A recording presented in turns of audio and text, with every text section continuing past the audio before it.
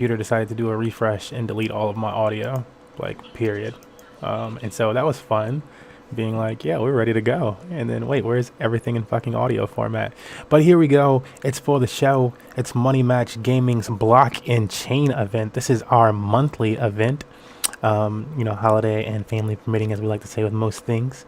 And yeah, it should be an awesome event today. Infinite, how you doing on bracket setup at this point? Just curious. I'm doing all right. I wanted a chance to speak to everybody before we go ahead and get started. There are a few people that we're waiting to either see subbed or do the ticket tourney thing. I went ahead and messaged everybody, and we had a couple really late joins with Wonder Z, GMB3, Dax. You guys all just joined. Yeah, we'll need you guys to do that. If not, I think, for time's sake and us getting a late start and not having the best ability, you want to just start, and then if they want the prizes, they'll have to sub and or do the ticket thing at the end. Are you okay with that? Yeah. Okay, outside of that, everyone, we have updated the tournament system. Again, this is kind of a feel. Now we moved back to paying top three. So the first position is 55%, second gets 30, and third gets 15%, which changes our top 8 to a top 3 position. Anybody who makes it to top 3 will go ahead and play a best of 5. So the slight tournament change that we decided before we went and did all the things. So we're going to go ahead and just move it on and let everybody play for time's sake, given our late start. This is not a normal thing, but we're going to do it today. With that said, I'm going to go ahead and hit start bracket and pick our first match of the night. Let me make everybody aware in Discord as well.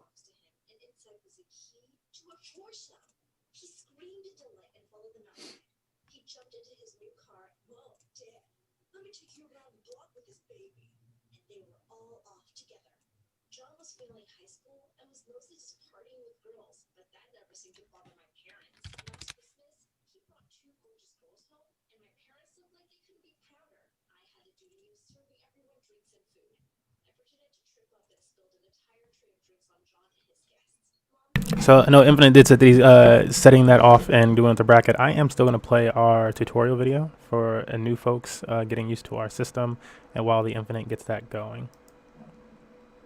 So we'll be starting. All right, guys. So we're gonna start this off with a fresh Discord account, but I'm already following us on DLive so that I can cut the time on one thing. So this video is primarily going to be for people that are already following Money Match Gaming on DLive, but the ticket system is still new to you, and you want to be able to use it so that you can take advantage of that for our tournaments. What's going on, everybody? This is Money Match Gaming. I am the Infinite, and I'm here to talk a little bit about how Smash GG works and the general settings for our general events. So with that said, you're going to see both sides, a little bit of the admin side, a little bit of the player side. It can't be helped. I have to do this somehow and also give you guys the content you need in order to have the greatest event and greatest experience ever. So with that said, I'll go ahead and start this test bracket. It'll all start great. I'm going to refresh here. From here, I'm going to go to where it's just, this is the easiest way to go ahead and explain everything. Go to your profile settings. From your profile settings, go down to tournaments, then go down to attending. In this situation, you'll need to sometimes clear the filters to get what you're looking for. In this case, we are looking for test 3. That's the test bracket. So I can show you guys how today's event works. Here you'll see the auto DQ. This portion right here tells you how long you'll have to check into your event before you're auto DQ'd. You can click view match, or you can go to the view bracket section. Just for this situation, I think it's best to do view bracket. You'll click your match. You'll go ahead and check in. Now, you won't be able to see the other person's tasks and things of that nature, but you're going to see them here, so ignore that. Up here, we'll show you the general tabs that shows you how everything's working and so on and so forth. And, you know, who's checked in, who's arrived, all those different types of things. This is your general chat thing. As you can see, I've reset the bracket a few times to go ahead and get this video perfect. So let's go to the fake participant here. We'll check him in as well. we'll go ahead and it tells you to set up your arena details in the chat. So here you'll have to click that tab and have a conversation about who sets up the lobby and all that other stuff. And from there you'll go ahead and create a lobby. I'll show you guys how to do that here shortly after I get with this basic understanding of Smash GG, and we'll go from there. So we'll assume that we've done that, you know, and then we'll shelve that to a little bit later. Both players have to do that before you guys can move on. This system will generally prompt you to do everything along the way, so you don't have to think too hard about things. Now it's telling you to select a character for game 1. We're just going to click one character and get it started. I'm going to choose a different one because they can't both be the same. Awesome. Now it says it's my turn to strike one stage. So I'll strike one stage. My opponent will strike 2 stages, as you can see there. Let's do these 2. And then it'll be back to me. I'll I'll strike one final stage. We'll do that one, which determines our location. You can see all the information that you need to see about what the general setup is, what characters we're playing, and the stage we've chosen.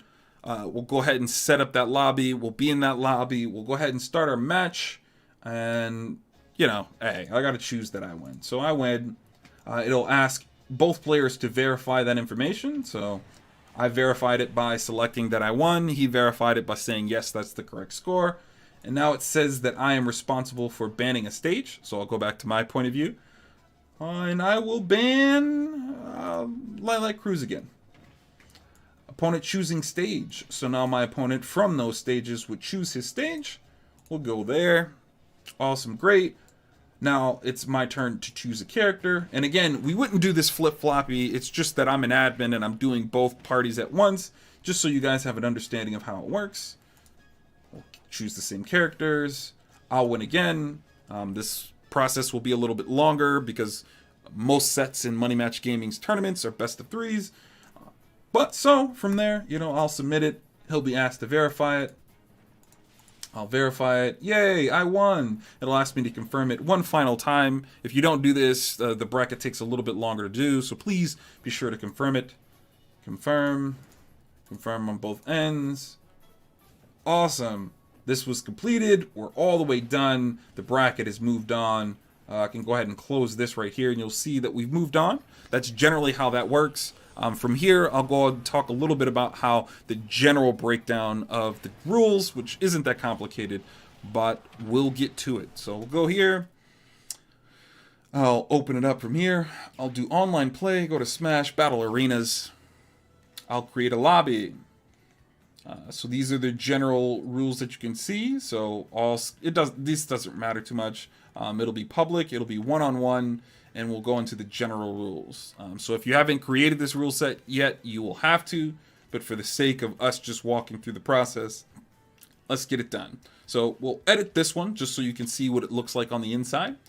This is a stock style. There's 3 stocks. The time limit is 7 minutes. Final smash meter is off. Damage handicap is off. Items are set to none. Random stage selection, not that it matters much, but it's set to none at the moment.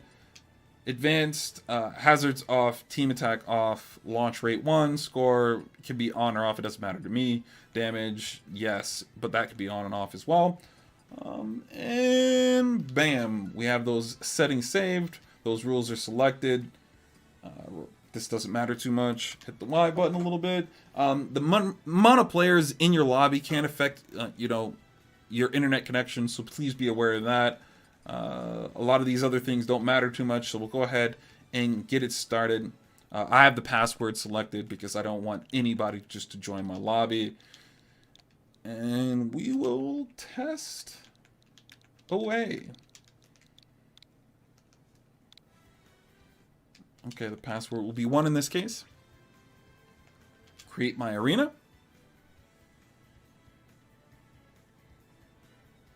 So my little lobby is created. Now, if you're super unfamiliar with how these arena settings work, this will give you the general information for your lobby. Just go to this top ring here, click that. In the top right, you'll go ahead and see the ID and the password for today's event. I'll even do a little something fancy and circle it here.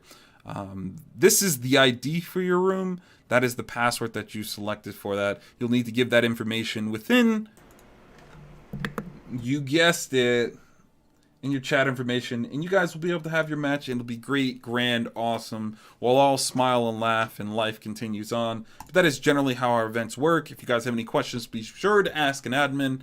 Hopefully this has been helpful, but if there's something else you don't understand, please be sure to let us know. Until next time, guys. Alrighty, bring us back into the show today. Welcome. Ignore the finalists from last week. Yeah, I never get to update that thing. And yeah, we're back. You guys ready? Ready indeed. They say they're in the room. I'll let them know they can fight.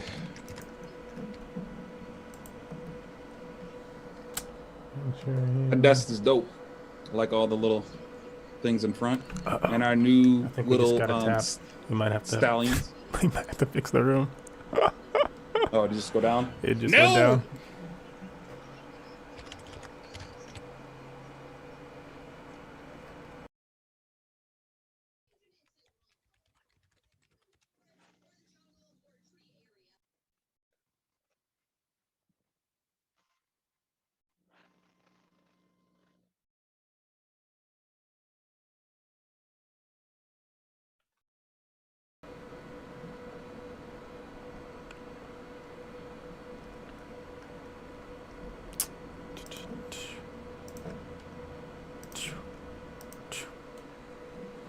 One second, folks.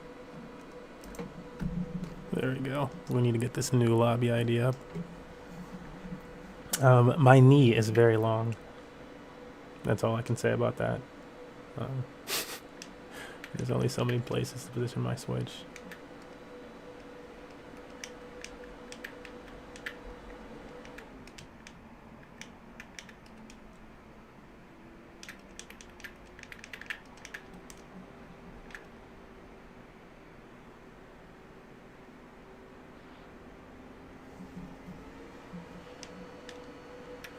Okay, OJWRG is our new arena. And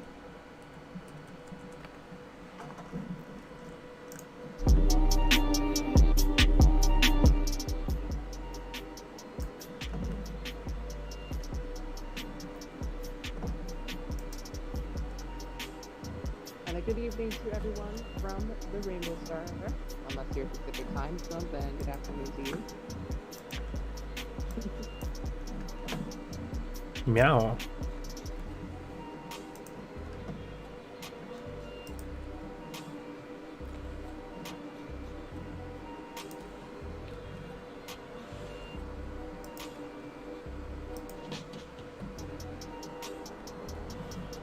I'm just taking a moment to get the bracket so that I can have a look and see where we are at. There's the bracket. I found it.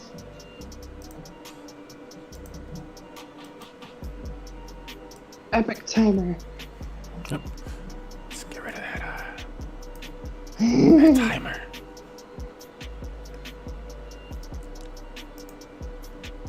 For this first match, we have Is He Gonna Kill You versus, I'm gonna call them Oric until I get the actual match set up. Just because it says Oric in game. Snake versus Mario, cool. Fun matchup.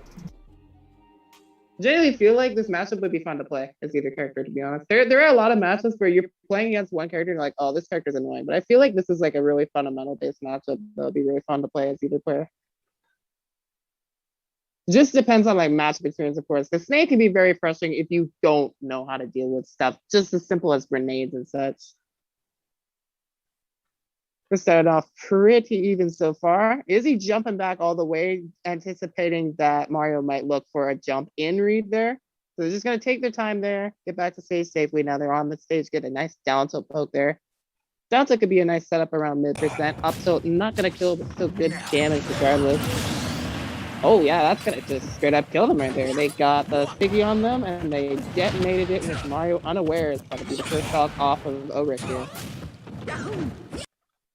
And I'm about to figure out, it is Oric, okay. So I don't even have to worry about anything here. Ulrich, 94%, tries to follow up that up smash with the forwarder, but Izzy already has that grenade in hand. So it's going to detonate and get them out of the situation. Still surviving here. Snake can live for a very long time too. So that's another thing. Like Snake's survivability is already great because he's heavy as well. And I'm not even mentioning that until now. And Nikita will not be a mercy save for Ulrich. They're going to lose that second stock there. 122% on Izzy. It's looking a bit tricky. Nice little slick setup there into the grenade off of that back throw. Coming in with the forwarder, they're mixing up on the shield pressure a lot because Ulrich isn't really exactly sure how Snake is going to approach. Snake isn't really exactly a character that you would think of for approach options anyways. You wouldn't really expect it as much. So mix-ups here and there with that, especially well-spaced like that, going to be pretty rewarding. Ulrich seen the first stock off there, already 58% on Snake. Thing with grenades is grenades can prevent you from extending combos, but they will also put Snake into disadvantage, and he takes the damage of your aerial that you hit him with and the grenade as well, the grenade explosion, as long as it doesn't drop, that is.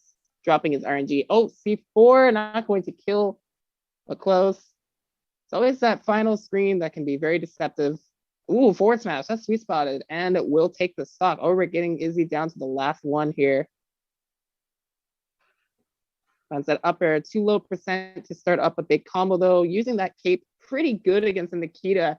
Up smash will call out the jump fireball. What won't be enough, but the forward air sends him up high. Don't see that too often from Snake's forwarder. We'll see it here. And that will be the first game going to Izzy. And that. Yeah, congratulate Izzy on that first dub of the day. It don't come easy. It don't come easy. Find this finalist thing.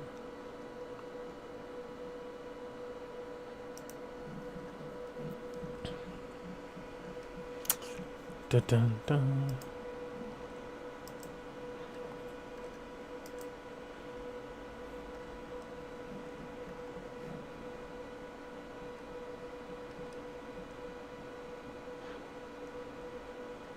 Oh, so I assume all these DQs in bracket are because of what you said earlier about how there was like a situation going on that slowed down the process or something.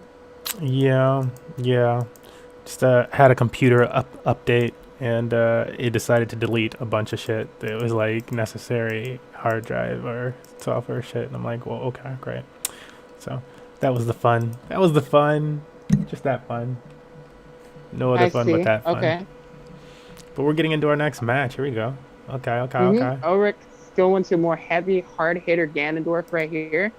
And this is the thing, Ganondorf can benefit off of trades a lot, and even more so in this matchup because, as I said before, with trading with Snake, you're going to get the damage of your own hit, and if Snake has a grenade in hand, it will also detonate that grenade as long as it doesn't drop randomly, which can also happen.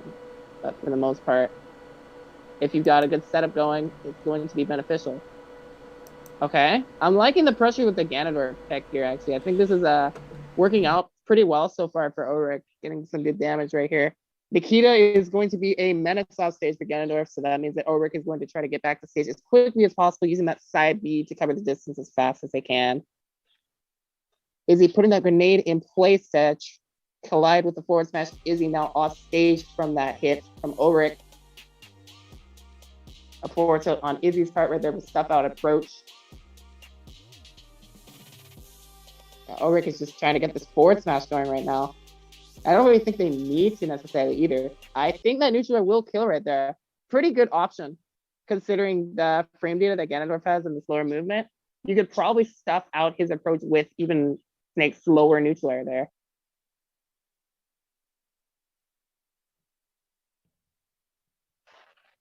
Hello? Yes. Okay. Said I got muted for a second. Anyway. I don't know if it was in the middle of saying something there. So yeah, It looks like you're still good. I'm getting green bars. Yeah, I guess that was just anyways, technical weirdness. Anyways, Izzy with the advantage right now. The down smash, good parry on Ulrich. Right there. The up smash would have done, coming down would have done a lot more damage to Ulrich. And being able to act quicker out of the corner got them this stage control right now. But these grenades just lying down as traps.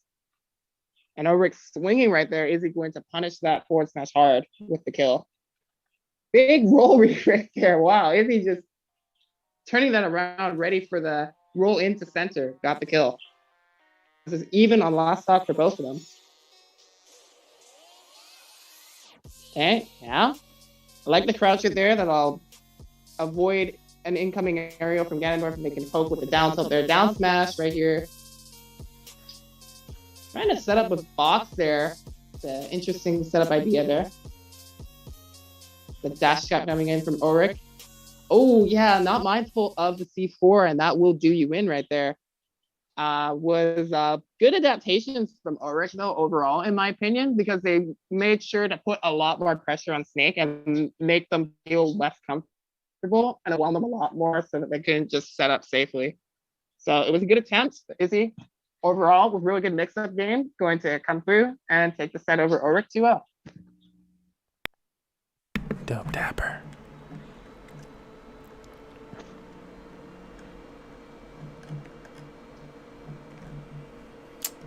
Izzy with a quick round one. That's going to move us into our second round. I think Infinite's going to be finding us another match for our round two. Between round two, while we search for this match, I did have decided to mix things up this week and give you guys a little bit more entertainment between rounds. And so this week we're going to call or this month, our content creator of the month. And our content creator of the month is Borelli on YouTube and social media. So shout out to Borelli, often DMing me awesome animations that they themselves create. And so today we are featuring one for today on you guys on stream. This is I displayed it one other time, but this is pretty much its premiere. Borelli is also very shy with their animations since they kind of just hand them off to me to promote to the world. And so here is one for the DK Nation.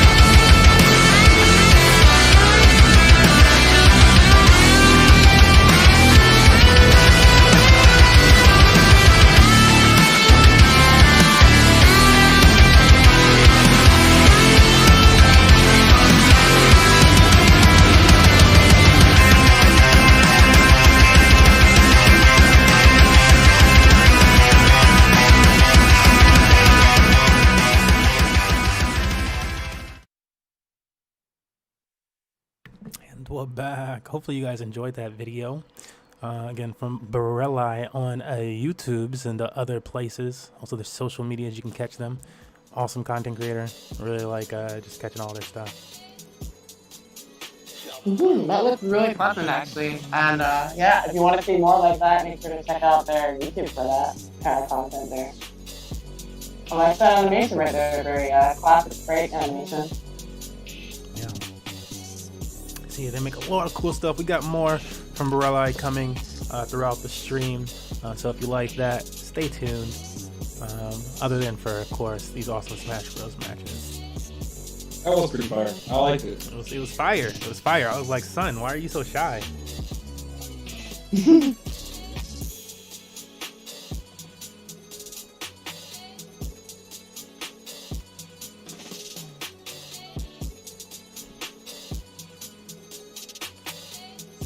how we looking on this next match?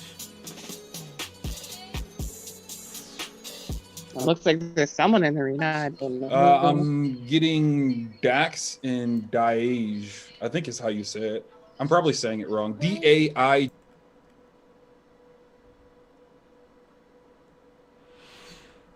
I'm gonna switch somebody else to this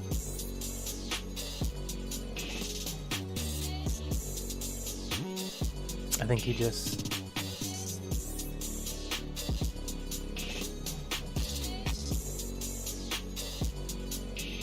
Bum, bum, bum, bum. I think he just muted up a little applesauce section. Oh, actually, I can.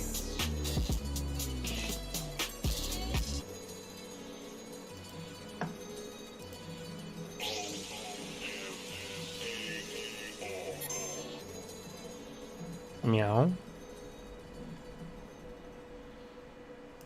Nope, still not. I'm just gonna go back to this one. Yeah, I was trying some stuff, but it's just such a mess.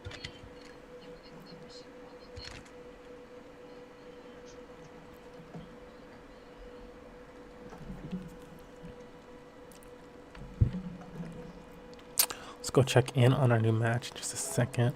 Pop this guy up for you guys. But it's sending me some background pings.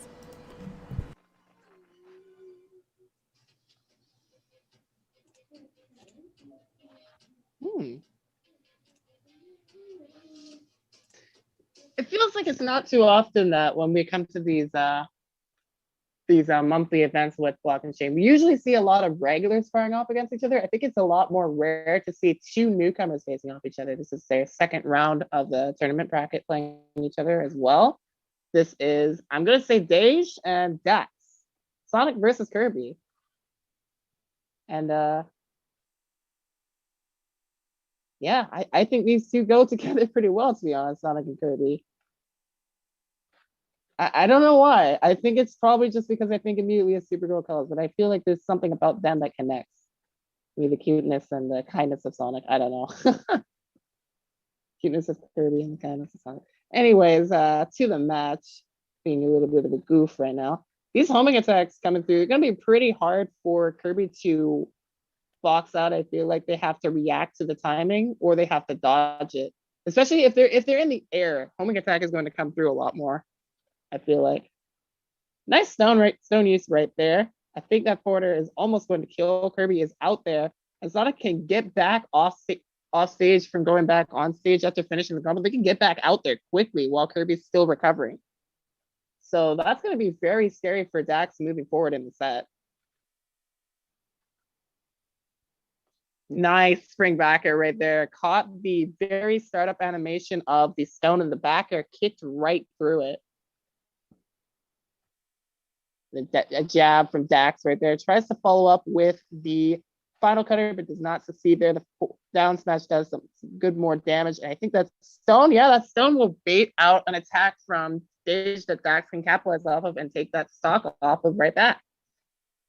So 56% on Dax right now. Tries to come back with a forwarder, but Dage able to space around that. Okay, inhale doesn't really get a lot off of it, but it resets the positioning and it gives Dax a little bit of a combo on landing there.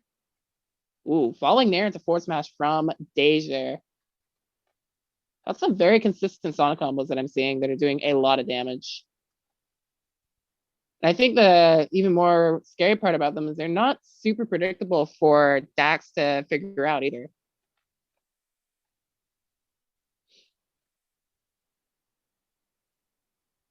You're seeing a lot of smash attacks coming off from Dax. They're trying to catch spin dash coming in there or something of the sort there that they can hard punish. They are a bit down in percent right now, so they might be trying to bring it back quickly. The down smash pulls out right there as the shield kind of blocks out spin dash and he can't really cross up with it unless he's spaced around it in a specific way. Also has to be spin charge to keep in mind. Okay, a neutral air right there. Dax is in a lot of danger, honestly. Again, like what I said before about being on stage with Kirby is he just has a really slow time coming back. He was able to fight off Dej for a moment there, but the giant fist came from in the end, and Dej will take game number 1 against Dax.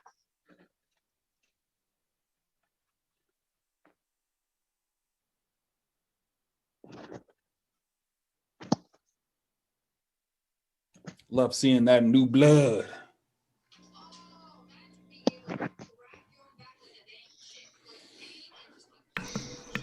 Dun dun. Yeah, it's been a while since we've seen a Sonic out. Sonic And the Frosty came out last week Hedgehog. or last month though. Sonic, he can really make you tell.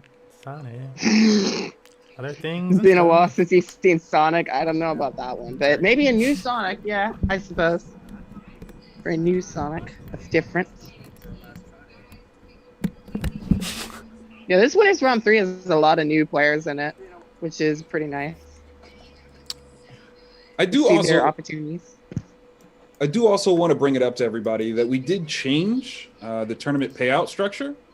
This is something that was asked by some of the other players, and I just wanted to bring it back up. Again, we're going to pay top 3 this time, 55% for first, 30 for second, 15 for third place. Currently, I got to add all the subs though. Well, I'll let you guys know the prize pool's totals after this. Mm-hmm. Yep. So from the sounds of it, you get a lot more reward for placing high in these tournaments now, which is going to be worth it for some people, for sure. Already from Day's record, these chase downs on Kirby on stage have been really clean so far.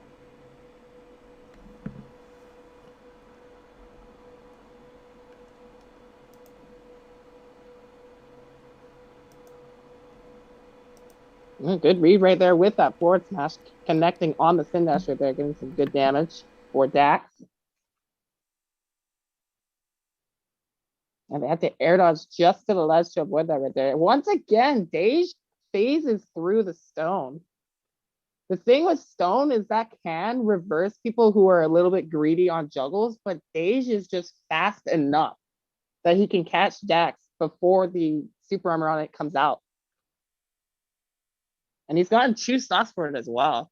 Another really good read on Dax's part right there. That forward smash, taking that stock off of Dej. Gets a nice grab with their down throw for the percents. You see that combo into the nair. Dej is just quickly capitalizing.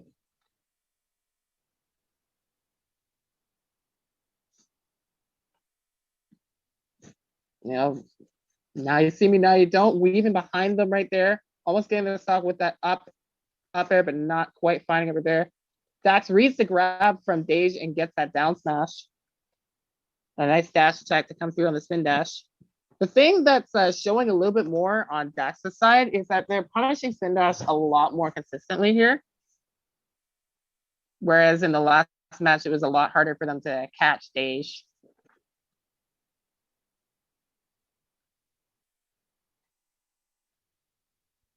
Also, Tech Chase reads the roll away, or rather covers it. I think it's more just like as you're coming through, you can cover the roll. It's kind of similar to how I would do it with Cart Dash.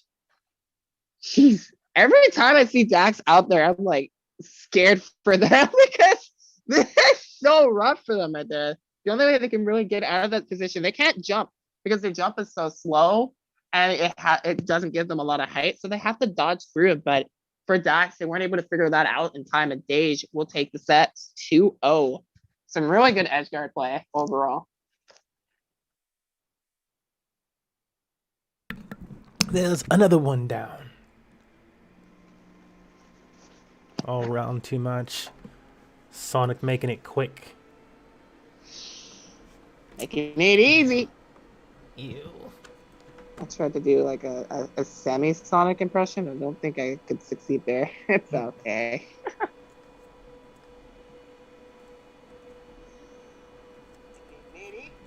Uh-oh. I don't know what happened.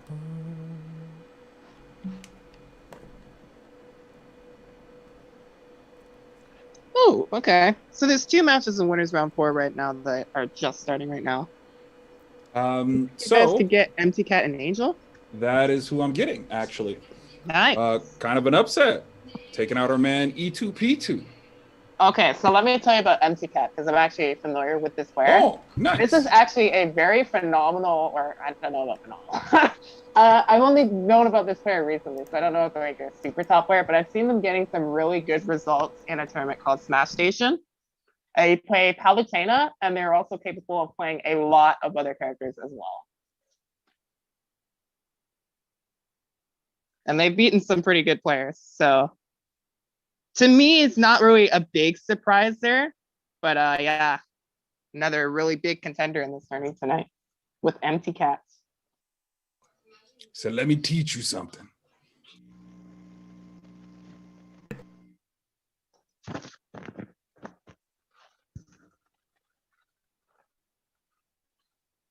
Missing our boy Eclipse, man.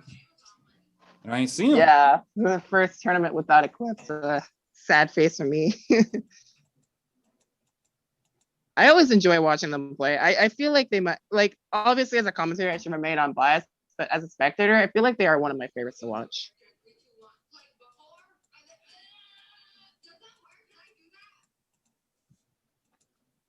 They just have a really cool style to it. Yeah, you know, I'm okay with bias, actually. I'm okay with liking what you like. You know, I mean, obviously, you should present information in a way that's not diminishing to the other player, but there's nothing to be like, hey, I really like this way this guy plays the game. Okay? Yeah. In like a spectator sense, in a commentator sense, of course, it's not really the most pleasant if you just talk about one player's accomplishments and you don't really recognize the other player at all. Because then you have people that will, some people will watch their sets back for feedback and such. And if you just get like, oh, wow, this player did this player did this. Oh, this player is kind of not doing good. It kind of doesn't do great.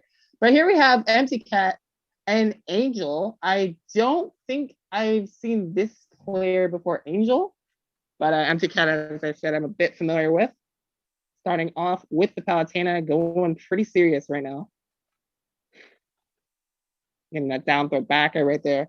Using this mobility really well to pressure Angel right there. And that's going to be the stock right there. They had no double jump and when they weren't really confident that they could make it back with the up special there. So they just cashed in the stock right there. And then I don't know if that's the best way to word it, but oh yeah.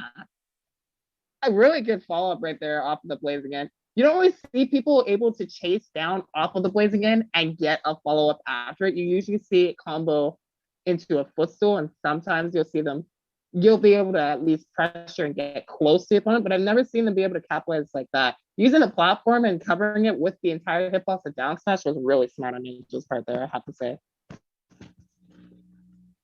Getting a nice combo there. Backer from Cat is really good to interrupt Photon Edge. Photon Edge is quite the move, in fact. The best way you want to beat it out is trading with it, in my opinion. At least that's what I've seen is the most consistent. Because, yeah, Mithra's Hurtbox moves around quite a lot toward the opponent. It very much commits, whereas the hitbox is a bit more different like that. Okay, this Pyro is trying to do some work right now, down a stock right now. Getting some good stuff going. And auto reticle opens up right there for Cat. That was really smart, going above the blazing end with the forwarded poke, and that will do it right there, going low to catch the recovery and taking out the first game off of Angel right there. Well done, lad. Lad, Ladulus. Lupa. No.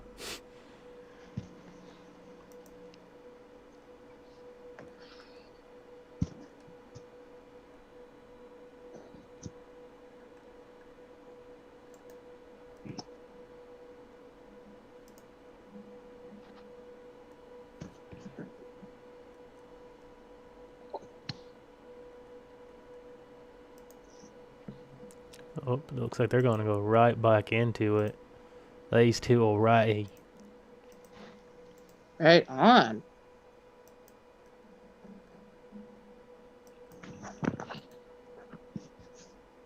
Yeah, going to game 2, taking the stage switch to Battlefield from Angel. Starting off with the Mithra to get things going. I think this is a good approach on Angel's part too. They're able to use their own mobility to keep up with Palutena. In fact, I feel like staying Mithra in this matchup might be the most beneficial to me. Just like looking at how Palutena's kit works and how Palutena would be able to punish, I feel like Palutena would punish Pyra a lot harder. Although, at the same time, as a Pyra and Mithra player, you should always be able to use all of your resources. So it's all about management. For the most part, I think Mithra is working pretty well. And so far, has been doing pretty good at getting 53% right there. Switching to Pirate there to get a little bit more damage going. And Cat has been doing a very good job of punishing so far. This F tilt coming through on the whiff grab. Yeah, they zoomed back down. They upbeat so high, I didn't even see the startup of that move. Oh, wow. Great spacing right there on that forward smash, just outside of the range of explosive flame, and was able to kill Palutena with the sweet spot of it too. Really strong forward smash too, as you can see right there. Like, if you get the opportunity, that move will nuke. Okay. Stocks equaling right here. A neutral out of shield from Cat right there to punish Palutena neutral air. Interesting. I think that actually was forward, but we'll. Yeah. Okay. Grab back throw. Tries to follow up with a forward air. I think that was down air back air from Cat. Down tilt, really good 2-frame option right there. Picked up on the up special. In fact, that will pick up on Pyra and Mithra a lot because they oftentimes will go slightly above the ledge right there. Clean forward smash to close out that stock as well. Footstool right there. They tried to put themselves in the position where they could cover the roll in. Instead, they will capitalize off of that parry, leading them to that gorgeous forward smash right there, evening the stocks.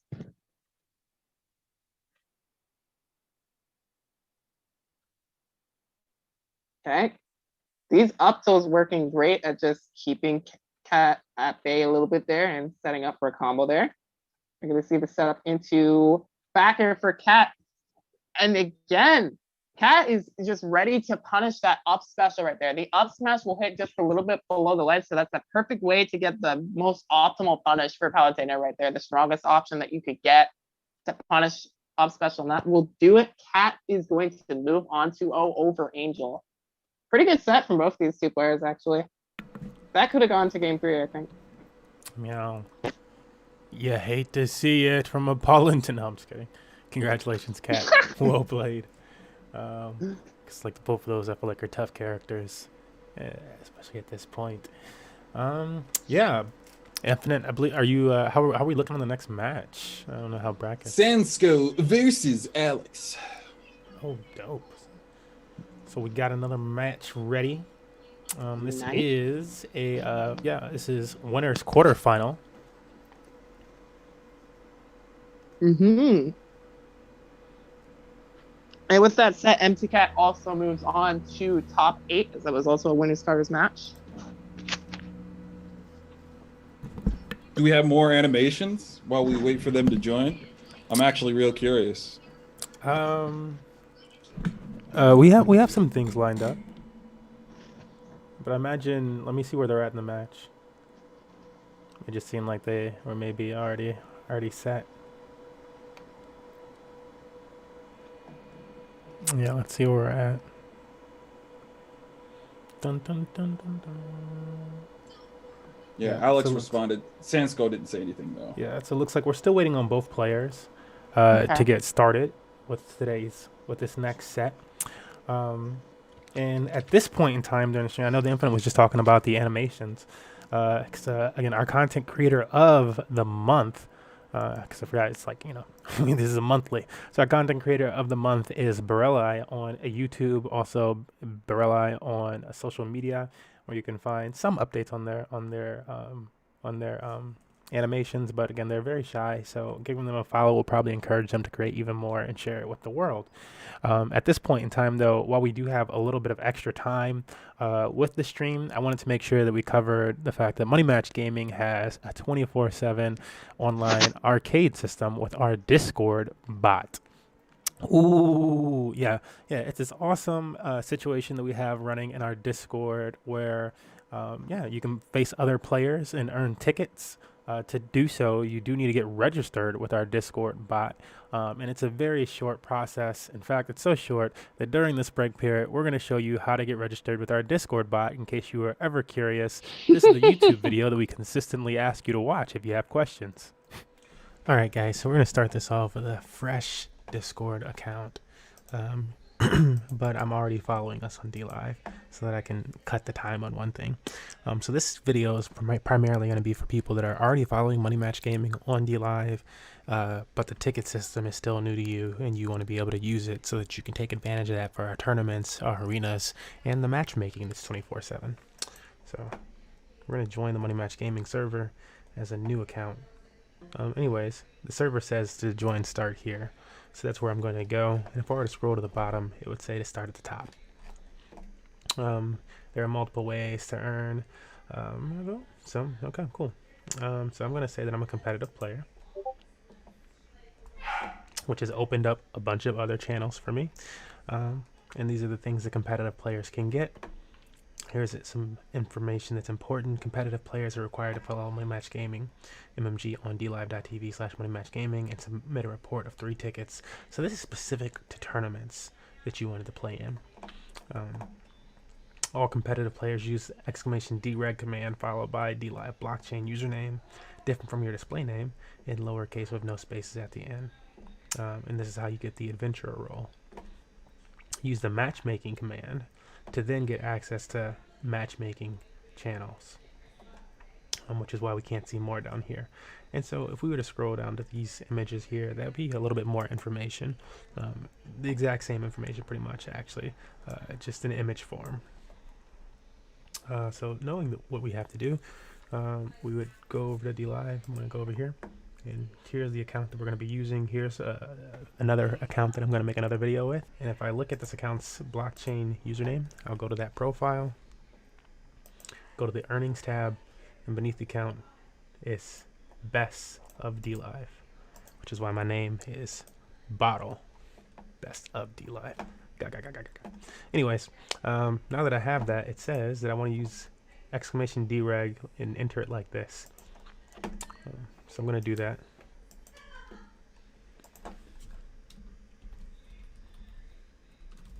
It's in lowercase. There's no space at the end.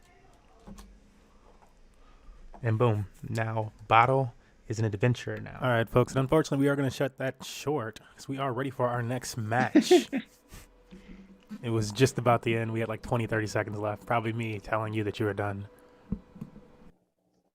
Probably. Well, in any case, here we have Sansgo and Alex. And I did see in the bracket they do play Steve, probably the same alts as their name would suggest. Alex. But, yeah, starting off pretty slow paced here.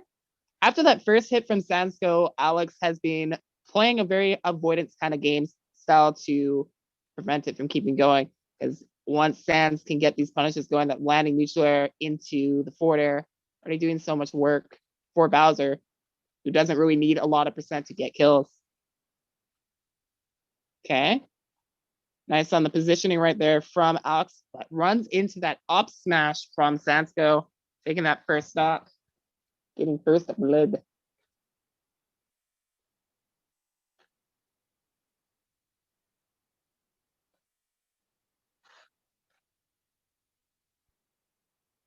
Not picking the most predictable option right there. When you see Bowser going for Flame Breath for a long time, though, you usually think, oh, I can just get up attack through this and use your invincibility to get through. And that's smart, right? But what if he's at a point where he decides that, oh, I'm going to stop doing this Flame Breath, and then he shields it, you know? So right there, not really showing the aggressive sign off of ledge, I think is good for later game adaptation.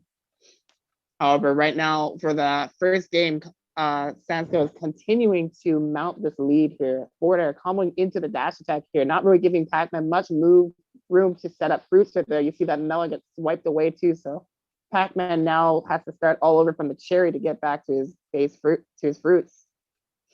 And Melon's not really going to kill exactly either right here. We see them looking for the bell right here. And that was really smart on Sands right there. They put that backer out while the bell was active, so it lingered the hitbox a little bit longer. Almost getting the kill on Alex too, running in there. That up tilt, that's some really smart stuff too. You're using the activation of up tilt to avoid getting hit by the hydrant. Fourth throw, get Pac-Man off the stage again. Pac-Man without stage control is a Pac-Man who cannot use hydrant as much, and that's also very valuable when fighting against Pac-Man there. Sandsco with a 3-stock game 1. Looking really, really good for their momentum in this bracket right now. Sans. I'm like, when do we not see Sans performing at a high level? When do we not?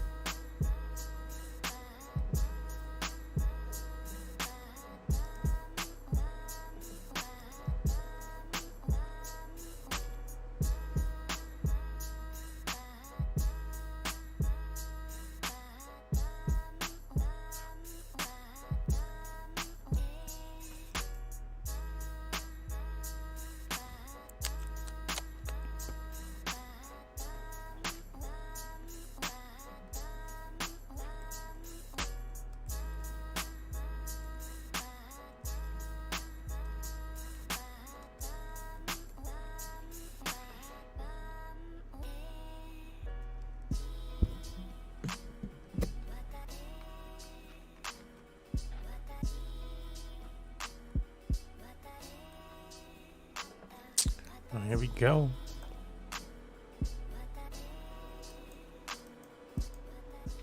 All right. Switching to Luigi from Alex here. Interesting. Okay.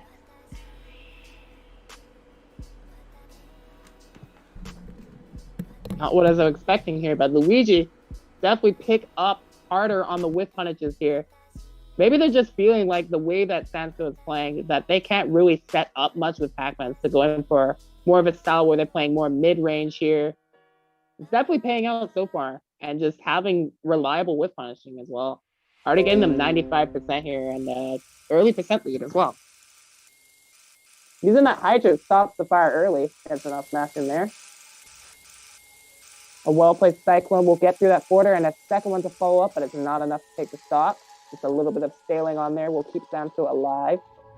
Now Sandsco in an edge guarding situation right here. Throws up that F right there. The Bowser Bomb also puts some pressure. Seeing Alex able to roll out of that right there, and finally taking that stock with the Cyclone.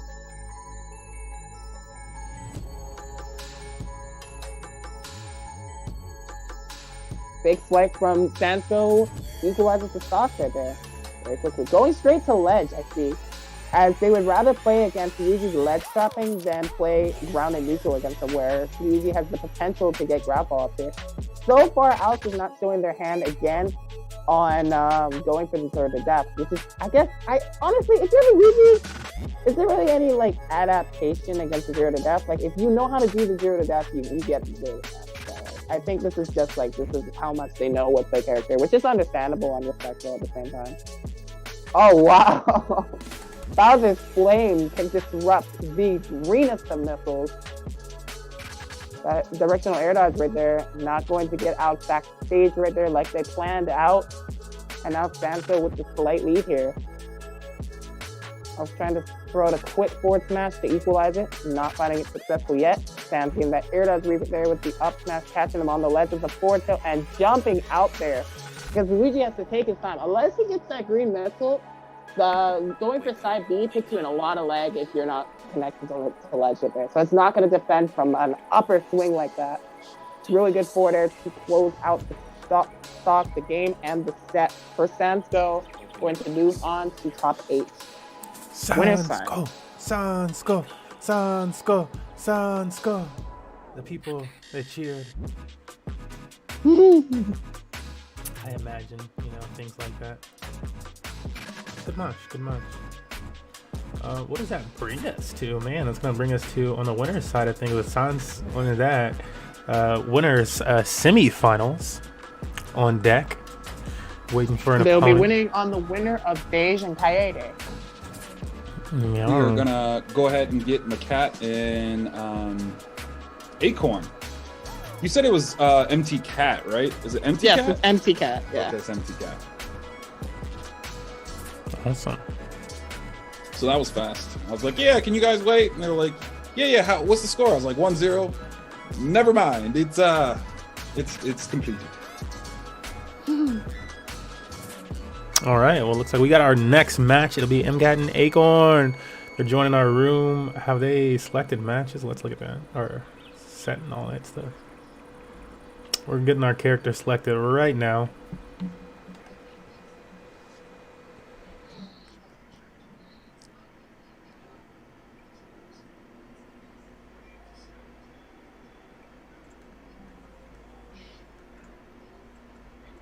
So while we buy some time.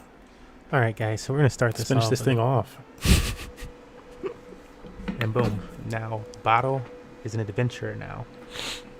So now that Bottle is an adventurer, you'll notice down here in the matchmaking channels. Oops! I can see results and I can see matchmaking info, but I can't see all of matchmaking, and that's because, as we said before, after you get that, you have to use the matchmaking command. So next up, where does it say right here? Use the matchmaking command after that. Competitive, adventurer, matchmaking. So we need to use the matchmaking command. You can do that in any channel, so I'll do that here as well.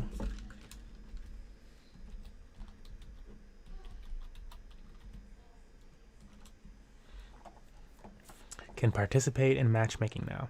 So now Bottle can participate in matchmaking. And so now I have access to the matchmaking channel, which is right here. So painless, so free. Yeah, oftentimes we should add that you do have to wait. There's like a cool off period. Basically, our bot has to recognize that you followed us on DLive. A lot of people try to do it instantly, and oftentimes that's not fast enough for our bot to pick it up. So be sure to hit up an admin if you're trying to get into the matchmaking system and such, you know, right off rip. That way we can go ahead and speed up that process because, you know, yeah. Yeah, what he said. Right on.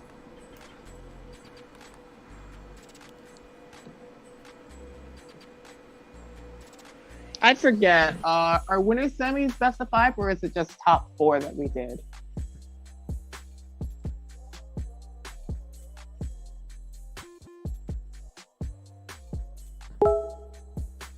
We were doing top 8, so anybody who made it to the prize places, we went ahead and did top 8, all best of 5. But because I changed the prize pools and I'm only pulling 3 people from the bracket or the pool itself, it's going to be a top 3.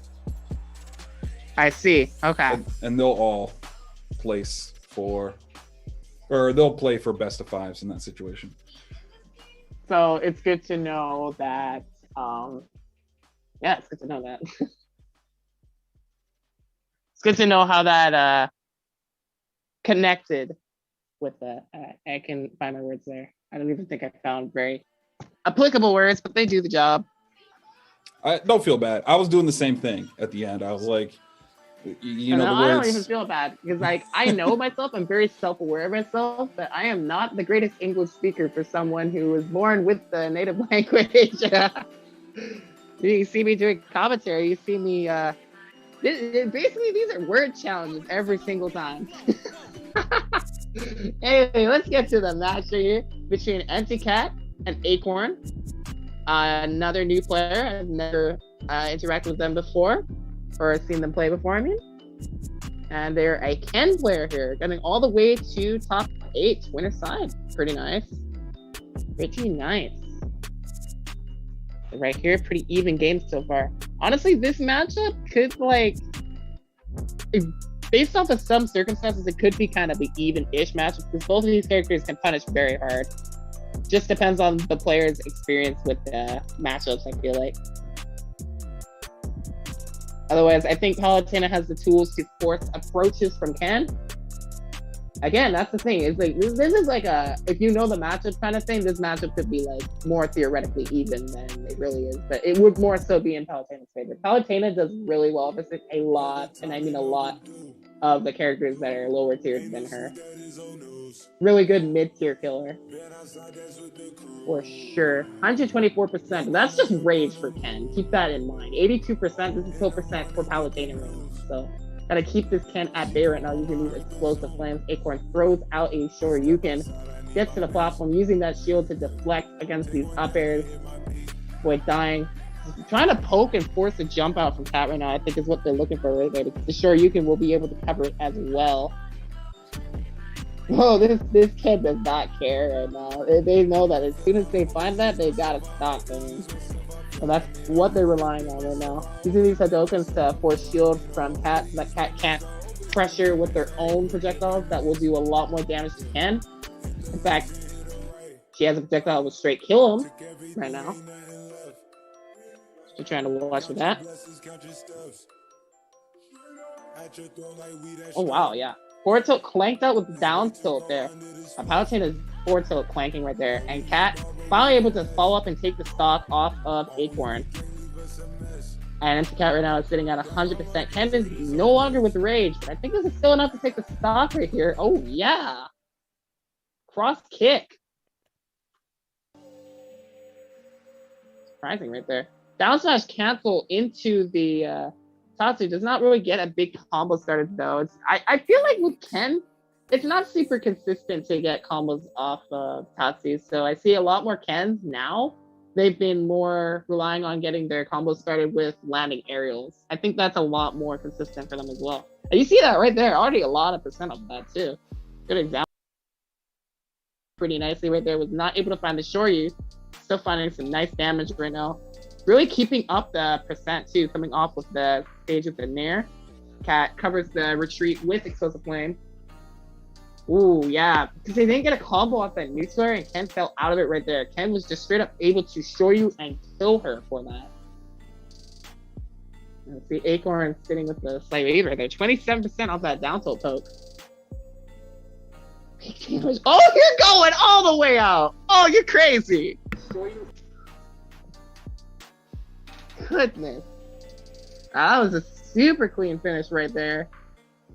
That's a very, very scary position to be in against Ken, as he can just drag you off at that. That's and fine. I see that example right there. Neutral air follow up into the downer was so clean from Acorn right there, taking the first game over Empty Cat. Scary Ken, scary Ken.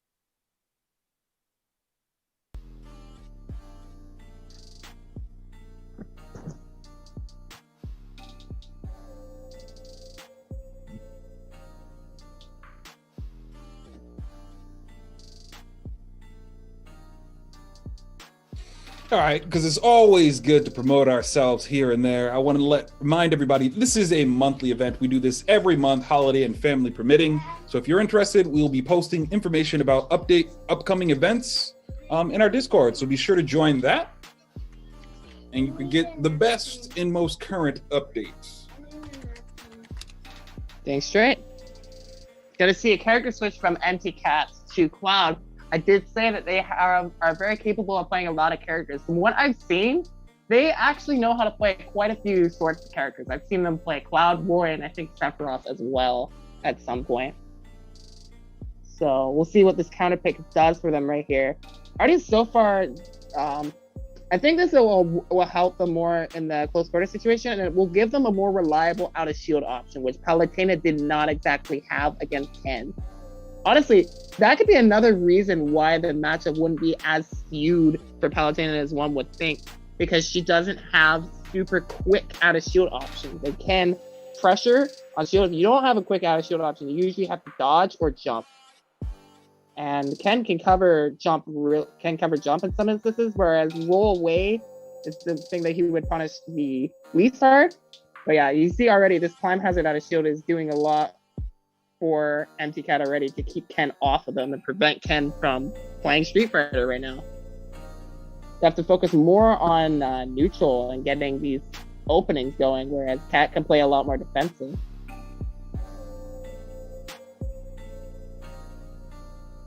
Okay. See that forwarder kind of baited out the swing right there and almost got the kill with that backer. Acorn fading super low to avoid another backer there. It would have been fatal from Empty Cat. Just decided to do a run-up smash right there off of the limit charge a little bit just to try to see if they could fake him out. Did not succeed right there. And Acorn now looking for the Shoryu right here. Cat's trying to stuff them out. Keep things from going right there.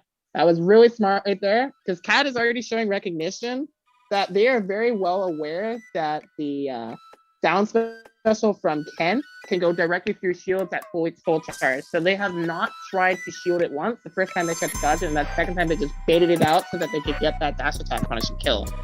However, Acorn getting that stock off on their own as well. Nice roll in right there, avoids the first hit of cross slash and rewards it with that down smash combo starter.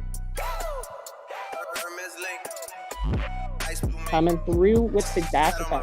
See, that's another thing that you can do against that down special. Down special can get eaten up by multi-hits, or you could just poke it with a disjoint and not flank with it, so you can fade away, and then you can punish Ken's next action more reliably. Upper Shoryu, not gonna kill. That's pretty deadly. Pretty dangerous. Ooh, that's probably, yeah, that's gonna take the stock right there. Cat dropping the shield a little bit early right there, and Acorn called it out. We got Acorn sitting at 105% right now.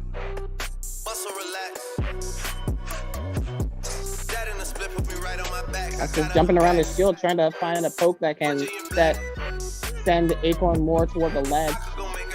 So they can try to capitalize more of edge guards here. Oh, trying to fight their way down. They stepped out by that upper. A lot of damage coming out right there. Not finding the Shoryu off that cross chop there. Ooh, yes. Okay, Limit Blade being good. He takes the stock there and Cat's able to recover. 85%. Oh, no way! Acorn just catches the jump off a ledge and that's it. And he just comes off of the recovery platform and ends it. No need to reset neutral or anything. Just capitalize while Cat is recovering. Yeah, that'll do it. Acorn's gonna take the set 2-0 and move on. I switch flow like I switch time zone. Can't get no move, you can't get milestone. Gotta do mansion, cause I outdo condo. Gotta do Maybach, she wanna fuck on the drive home. Yeah, met her once and I got through. I'm never washed, but I'm not new. I know I said top 5, but I'm top 2, and I'm not 2, and I got one. Thought you had one, but it's not one, nigga. No. Hermes link. Ice blue mink. Sat on my wrist like I do not know what permanent is. They want me gone. Wait for the kicker. Well, Whoa. that's a perfect time. We have a little knee knocking right there. And so as we prepare for this next set, we will go into our next little bit of entertainment, I'll say. And so we have another Borrelia video saved up for you guys. These are all, also I should mention today, these are all Smash themed videos. I don't know if my mic is even going. There it is. But these are all Smash themed videos. And again, this is our featured artist of the month, Borrelia. Check them out on YouTube and other social media such as Instagram, really Instagram and Twitter. Yeah, to catch up on more of their awesome Awesome work. And what do I mean by awesome work? Well, check this one out.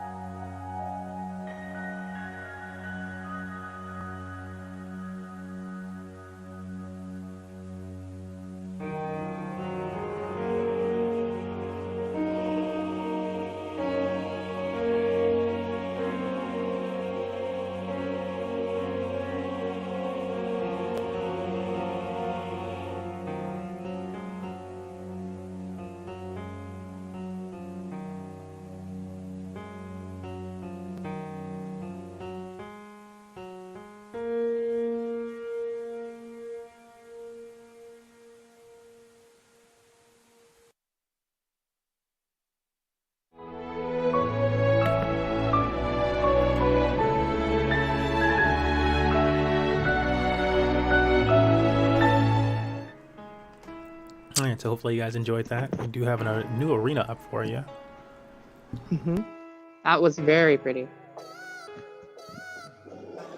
Yeah, we'll have a little bit before we can get our next match. It'll be the winner of Sansko versus Daesh against Acorn. Mm-hmm.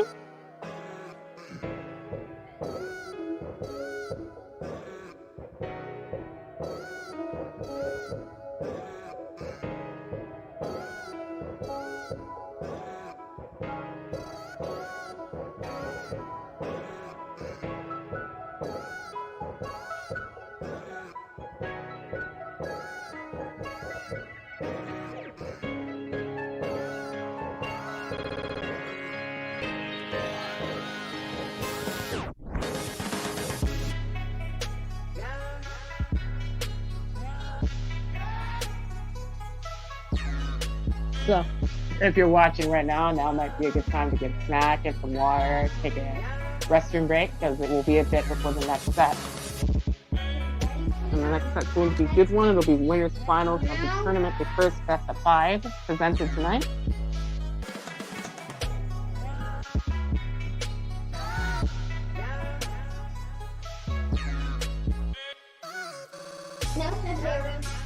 Well, it's also a good time to let you guys know that we do this event monthly, holiday and family permitting. This prize pool does have a rolling prize pool. If you enter using the ticket tourney system that we have in our Discord matchmaking system, it'll raise the prize pool. If you subscribe to us and let us know, that'll also raise the prize pool. Currently, we have it set up so top 3 gets paid out. At the moment, we have 7 people increasing today's prize pool, which brings the total prize pool to $121. First place will get 55% of that prize pool, which is $66.55. Second will get 30% of that prize pool, which is $36.30.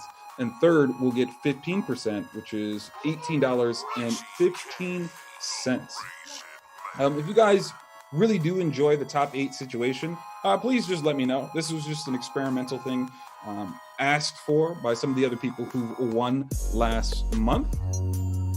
So just let me know what you guys think and whether or not you guys find this fair or enjoyable. And if you're worried about getting prize pools, we do have our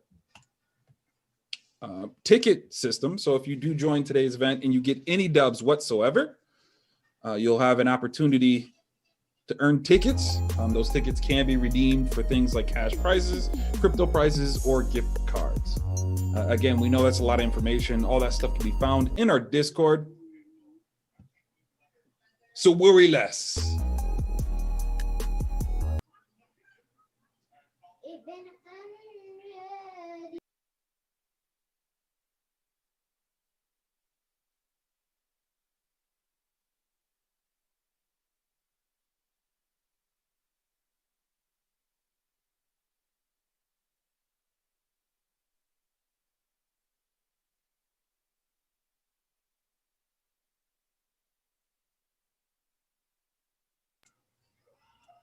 Currently, we are only waiting for our next winners finals match.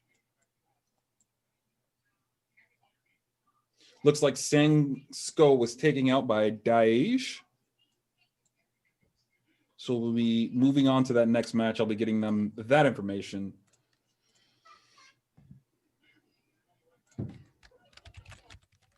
Sounds like that went by quick. Because when I last saw it, there wasn't even a game on the board yet. Wow. Newcomer Dage taking out. This is it. The winners finals is between two new people. And the top seed of the brackets and losers. It's getting scary down there.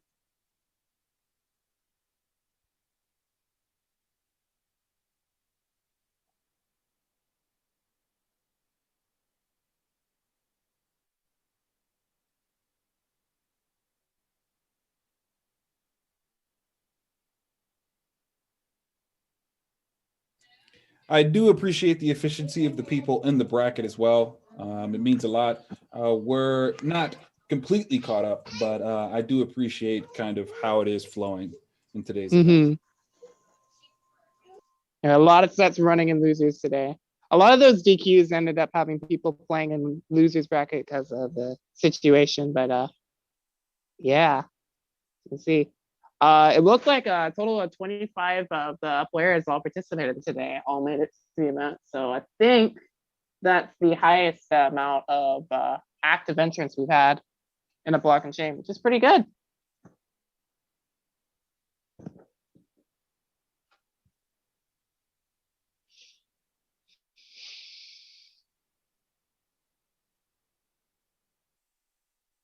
Yeah, winners finals will be between Beige and Acorn.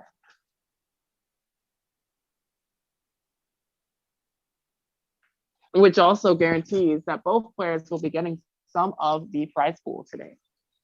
So congratulations to both of them.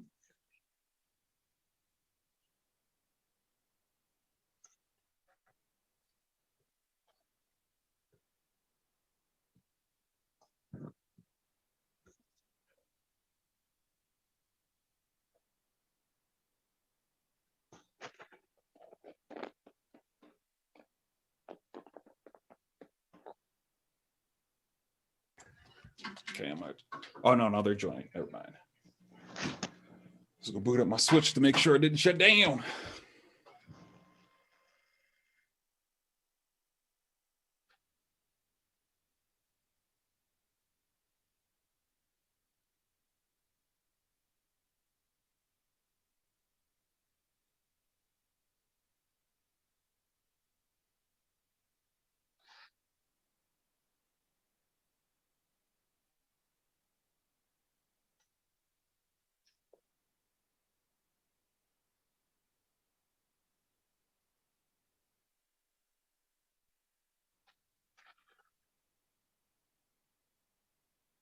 If you guys are having any issues as well with today's event, please be sure to hit me up, The Infinite. I'm in Discord. I'm watching all the Smash GG channels. I'm watching chat and any of the other places that you guys might have questions. I'm here. I'm with you.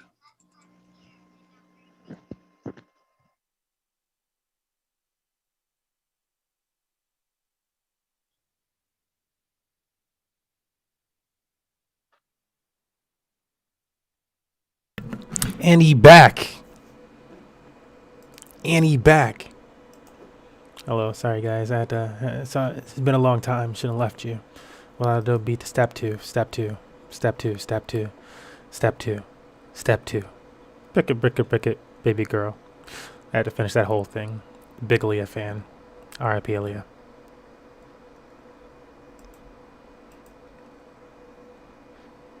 So, what have you guys been up to? You guys been having fun without me while I went to the bathroom and worked on audio things and had no fun? I think we've just been waiting. Sexy. That sounds sexy. Sounds sexy. I gotta work on the Infinite here. This is the Infinite's first time joining me at the desk, and it's, don't worry, he looks that light because his lighting makes him look that red normally. But this is the first time having him joining us at the desk here. It's gonna start a new round table. Ooh, it's sexy. I like it. I like it.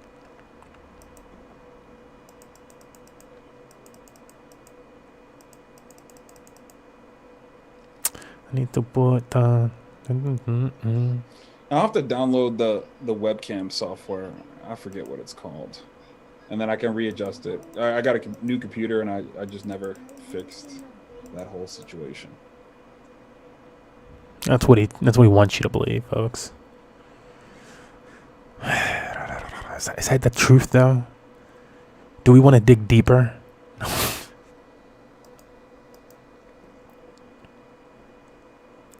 Take him at face value.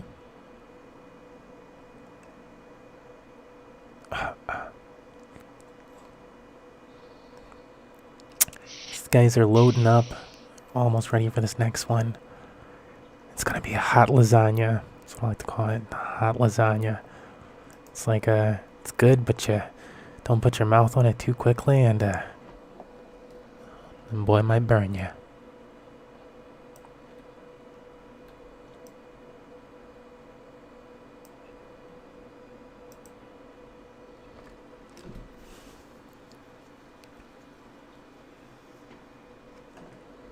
Oh, you know, that does look slightly better. Let me mess with some things, because I've also messed with your, because it's so awful.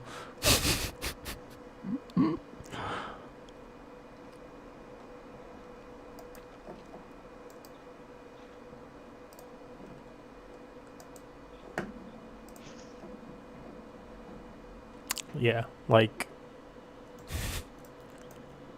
that's what we're dealing with when we take it off.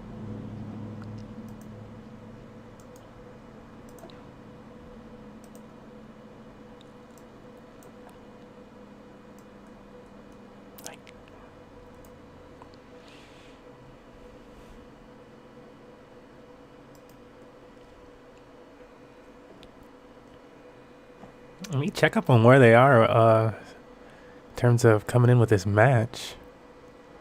I'm curious. Yeah, they're just banning stages. Oh, can you confirm that? Indeed. Yes. I'm watching the moderation. Oh, I need facts.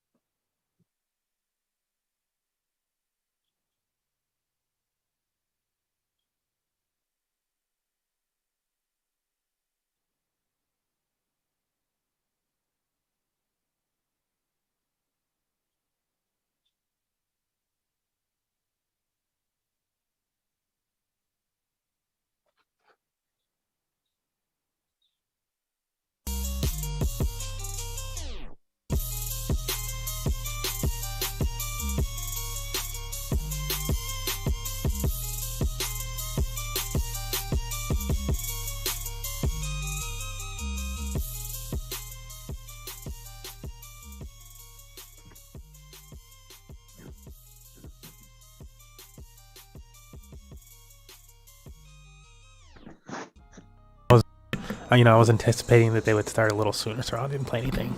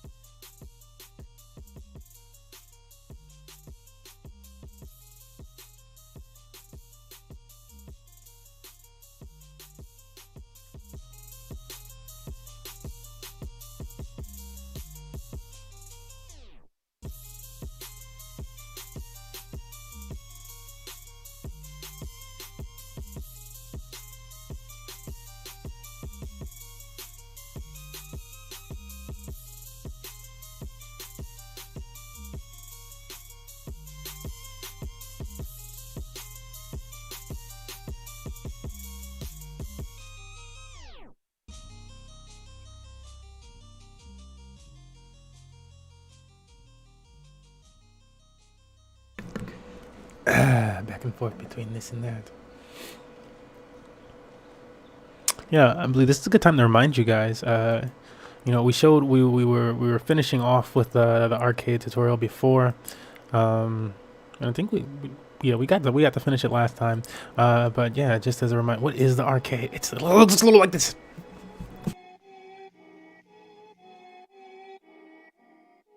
I mean, without the machines and stuff, because it's really just you fighting another person. But these are the rewards possible at our Discord arcade.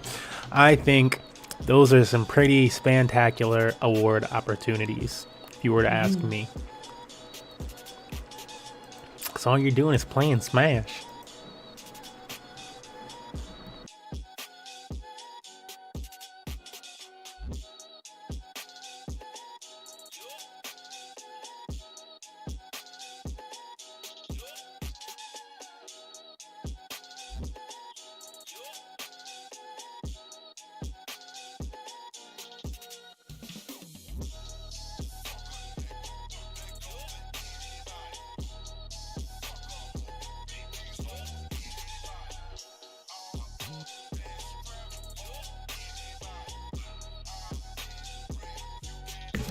Yeah, it done happen. This is taking insanely long for this match to start.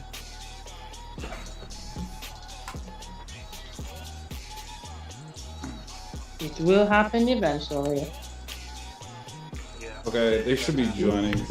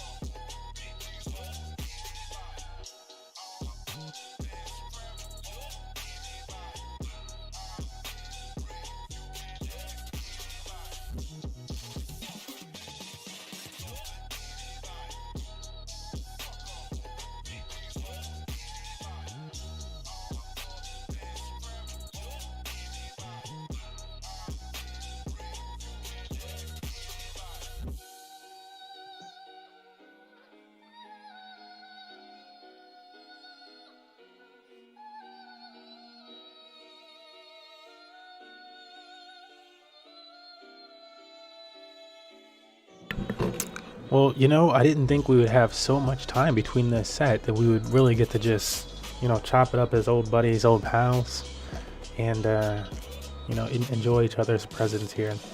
I will say, during this portion of time, say the wonderful voice that you're hearing on stream most of the time, giving you all the wonderful insights about gameplay and information with the game, is our extraordinaire caster, Rainbow Star, the voice of Money Match Gaming, as I like to say. So that is Rainbow Star that you're hearing in the background. Feel free to follow them on Twitter. I believe you have the information there. Hi. Yep. Hello. That's me. That's me.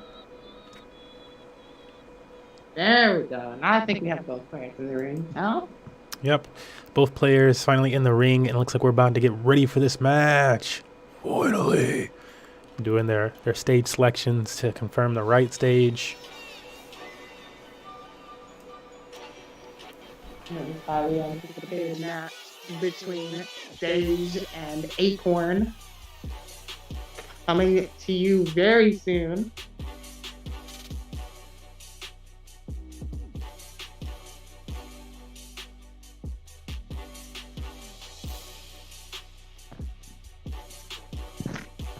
Ah, okay.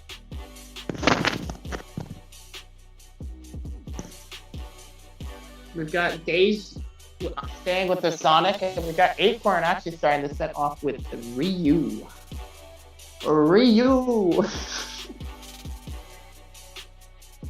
Honestly, I don't exactly know.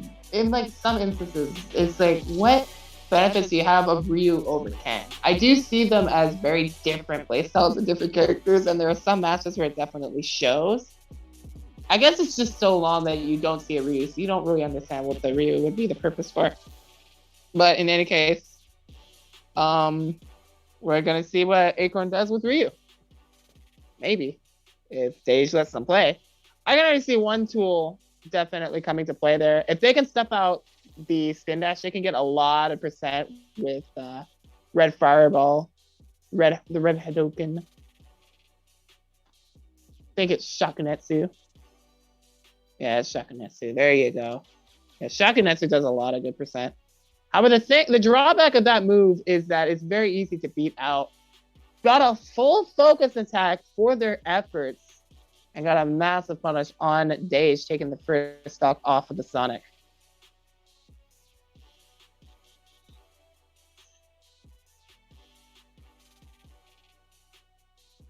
Okay, slight little frame trap right there. Using that focus attack, anticipating that backer after the spring. Whenever you see a Sonic come up like that, you're going to anticipate them to go for a strong blow like that. And Acorn is getting the work done right now. There's that down tilt to Shakunetsu. Shoryuken. No, you cannot. So anyways, 85% on Dage. This is very close to losing their stock here already to Shoryuken. Yeah, down tilt Shoryuken right there, actually taking them out.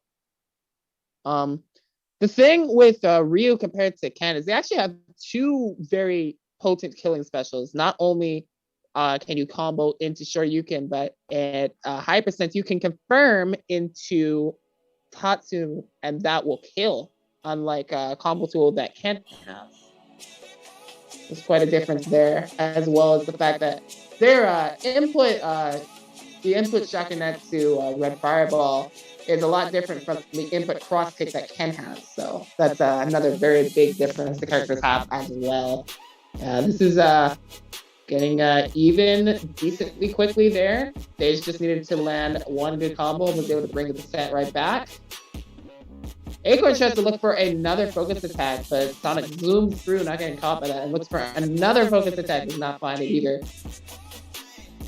The Red Fireball gets Sonic off of them for a moment. They try to look for another focus attack. Might be looking a little bit too greedy for these focus attacks, in fact, as Dage just finishes it off with a simple, calculated, practiced conversion of Spin Charge to forward air to take game one. Supersonic! What do you think?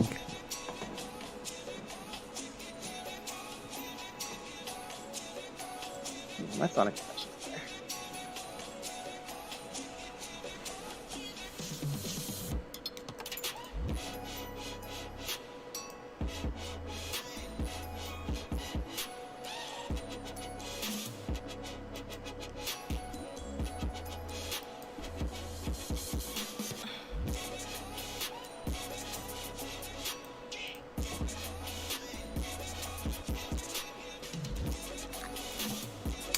Well, looks like they are selecting their stage for the next match.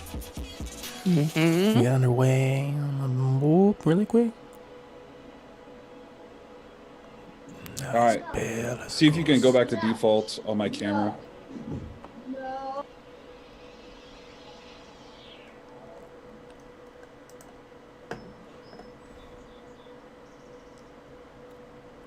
Here we go.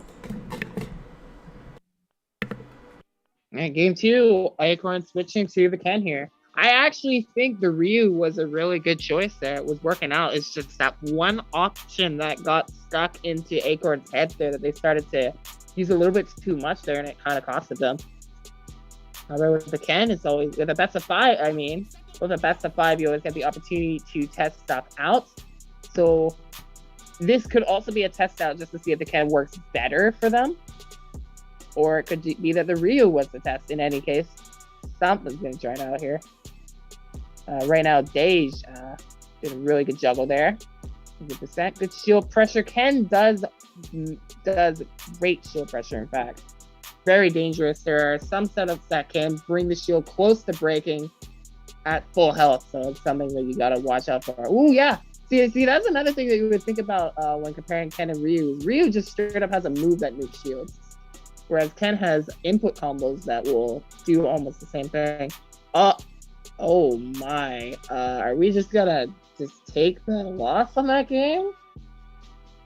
Dang. Yeah. Ouch. Not much I can really say about that one there. Acorn couldn't really play a lot of neutral there. They just kind of got juggled. Yeah.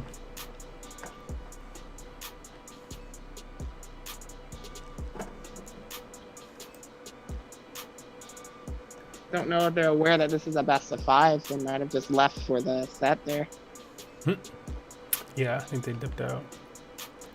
So might do a little communication in the chat.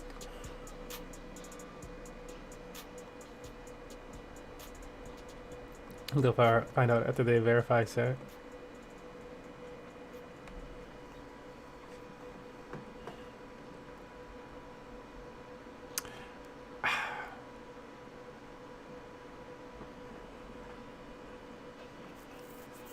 This I believe they call the beauty of Smash. Online esports. There we go. Should I move this set is set for best of 5?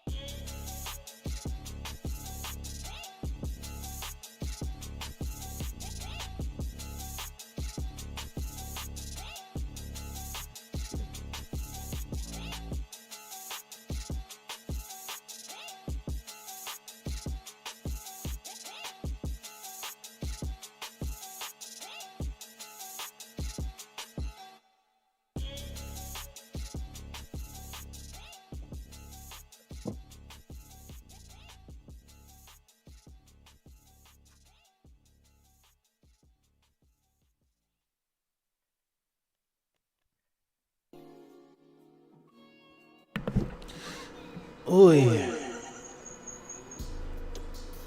Communal.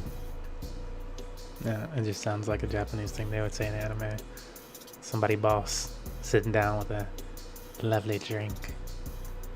It's fun to get lovely. What is the situation here? Is Acorn gonna come back, or are they just trying to kick this out loud? No, imagine an Infinite was writing something. Yeah, I've been writing the whole time. Yeah. Okay.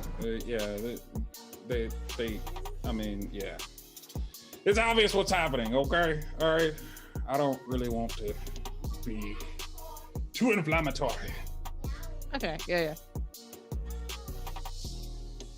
We'll find out what's happening soon. We We're have gonna get. all of the players set up for top 8 now. Oh, okay. Yep, we're gonna get Yeah. MT Cat and Aloe up next. That's what's happening. We're Okay. just waiting for MT Cat to come back from the restroom, and we'll get started with our next set.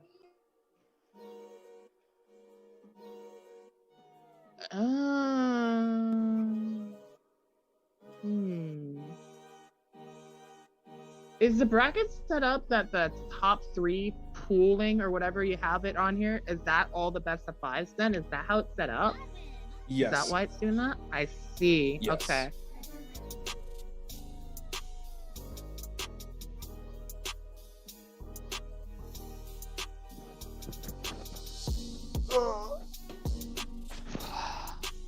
Aloe versus MT Cat, and Aloe has been making a grand losers run. In fact, they were sent to losers by Sansko in winners round 2, and they've since gone through E2P2, Retro, Fluff, Kayede, and Alex to get here to losers quarters.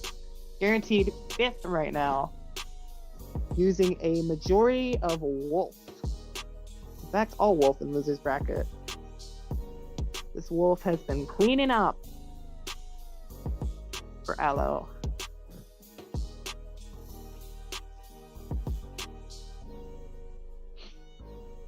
And on the other side of losers right now, Angel and Jay are starting off in losers round 6 to face off against Sansko in losers quarters.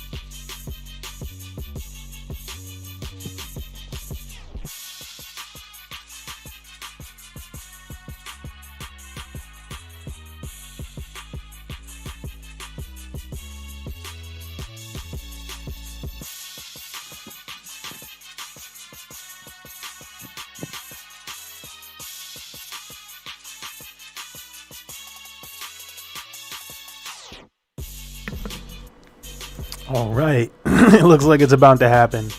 It's going to happen.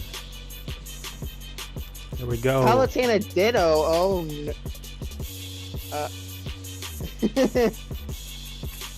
You get back here, Aloe. You get back here. It's been a day and a half. Day and a half. I don't know what happened. Let's get to this next match, though. Got a Palutena Ditto for game 1 of this set. Alright. Yeah, they are using slightly different alts. Okie dokie. I was just making sure. Yeah, I think Empty Cat's using the Greedy alt, actually. Don't know what the other alt represents. I think it's just a nice coloration of purple and cyan. It actually reminds me of a very similar Pit alt, actually. Except that Pit alt has a lot more color to it, a lot more color variants. Right now, Empty Cat is just ledge trapping right there. Tried to get the 2-frame with the down air, would have seen good stock from them right there. Yeah, the explosive flame right there. Aloe just jumping out of that right there. And I think Cat just caught them without the double jump. They tried to use a warp cancel to help their momentum a bit and do a shortened explosive flame. Did not succeed on that. finds that shortened explosive flame right there. Empty Cat takes the first stock off of Aloe.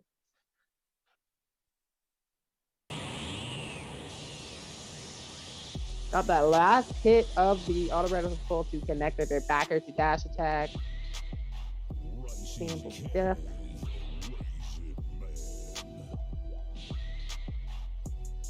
Cat dodging through the up air, but Aloe was ready to pick up on the air dodge frame trap and get that back air. Take out that stock. Okay.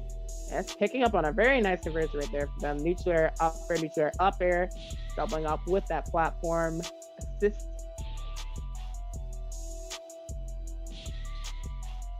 Now they're throwing out that forward smash, and Empty Cat just playing it safe, going straight to ledge right there. Down throw, following up off the missed tech, just going for that up smash right there. Up smash does not connect on Aloe catching the ledge right there. That back air from Cat right there. Able to follow up into the explosive flame and take that stock off of Aloe, who's going to send it right back. Creating a greedy warp cancel in attempt. They didn't even get the warp cancel too. They just barely missed the edge of the platform right there. They didn't have much time to react and respond right there. It's like Aloe right now putting on some aerial pressure, trying to extend this combo in creative ways. Okay. Goes with the dash attack covering their air dodge landing. Dash attack again is very hard to challenge, even for Palutena. That move is just that good.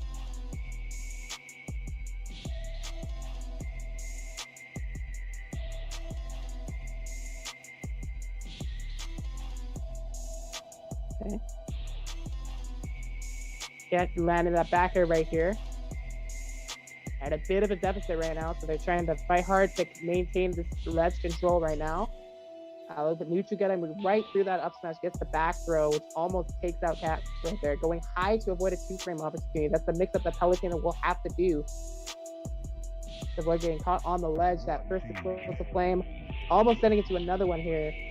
Last hit situation right there. Cat putting up that down tilt to stuff out a rolling grab. Does not connect it, but connects that explosive flame right there.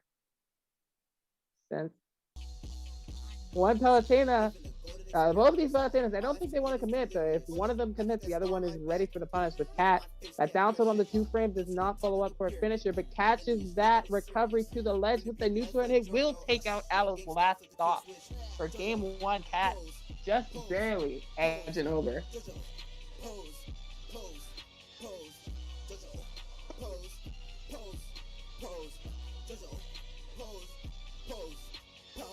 Are you sure you're not an enemy stand user? Air to Manina, can't stand niggas. Gangstar, gang moves, hands get bigger. Rock, paper, scissors in my hands, too different. Move like Bruno, mic grip in a zipper. Shooting shots, purple hermit, put you in a picture. Shoot shots, gun loaded, feel like Mr. I've been with my dog like Iggy. I honestly wonder if they'll stay there too. Because this could work out in Aloe's favor. They're just like, they were up ahead actually. Cat just had to outplay them a little bit. Now Aloe is going to go to the wolf that has got them this far in losers. And we're going to see just how dangerous this wolf play is. Well, back to Pokemon Stadium 2. I'm just going right at it. Right to it. Ooh. Okay.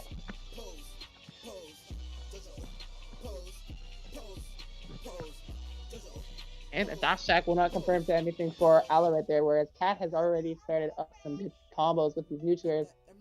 Oh, yeah, good tech right there. That fastball put them very low, and Cat was wise to go straight for the safe spike right there and put them in an even worse spot. If they missed that tech, they would have died for sure. Already, Aloe has to play catch up right now, which is not what you want when you're a game down. Aloe has not been able to connect any of these wolf combos that could really even this up. So they're playing more so off of trying to get advantage state and holding it down, keep this ledge covered. At this point right now, backer can KO, and some wolf smash ledge will certainly do it as well. Down smash is super strong. Forward tilt 2-frame takes the stop. Yeah, In fact, I would say that Wolf is another character that is great at picking up on 2 frames. So when you think about it like that, that's a good choice from Aloe to counterpick with. This down throw here, Aloe DIing away, avoiding that backer, forcing Cat to go low to try to edge guard, does not find it, however, and Aloe staying alive here. Just firing these lasers from far range, they really don't have any threat of it being reflected right now either, because it's not like Empty Cat can follow up with a KO on it. There's that backer taking them off, crossing up the shield. Okay. Landing upper, followed up into neutral. Not much else though, again for Aloe. Aloe could see some serious momentum if they get anything big started. Wolf has some very dangerous combo starters. So that you see that landing forwarder at ledge that can confirm it to backer around this percent, for example. You see Aloe already looking for that back air. See if they get that back air read, that will probably kill if they get the sweet spot. And again with the dash attack right there, Cat missing that F tilt right there, getting punished.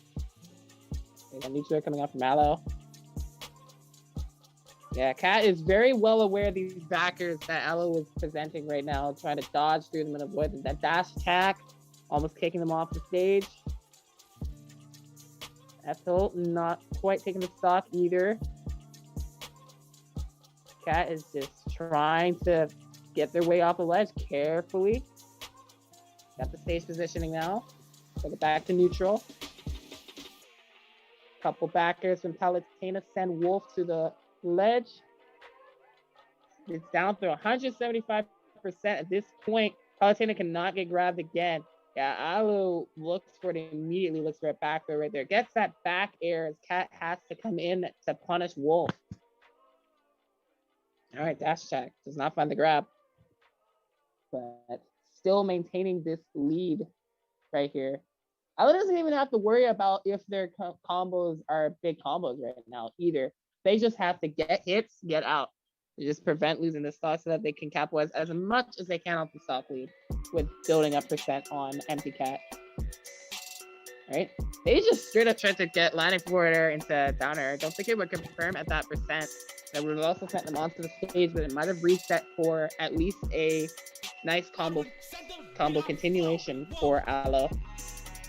All right, Palutena getting the stock off right here and just getting these neutralers going on Wolf. That's probably going to do a lot more damage. Already getting some good posts. That dash check, evening up the percent. Goes straight for the force smash read, does not find it. Empty Cat right now is showing signs of serious momentum. Swing right now, that down throw. Missing the first back air, but able to connect on the second one right there. The eyes in, avoids the back air there from Cat. That down air coming in. Oh yeah, Cat is mixing up the ledge pressure a lot right now, right there. They tried to scout out a roll, and Aloe has been neutral getting a lot to try to avoid that. Oh, Cat waited for the air dodge, but did not get the punish right there. Aloe tosses them off the stage. Let me look for this finisher right now. Very close at the moment here. Wolf could still take this with Palutena at this percent. But these hits and these backers are doing a lot of work from Palutena right now. Down tilt, putting the pressure. Aloe choosing jump neutral this time. Option they haven't chosen from Legendary as often. That dash attack coming through as Aloe tries to get a committal option right there. Cat closing the set. That's two comebacks in that game. The first game was a close comeback, but that second game was a lot more of a comeback situation than the first. And Empty Cat will move on to loser semis. And that's me. I am the Rainbow Star, the voice of tonight.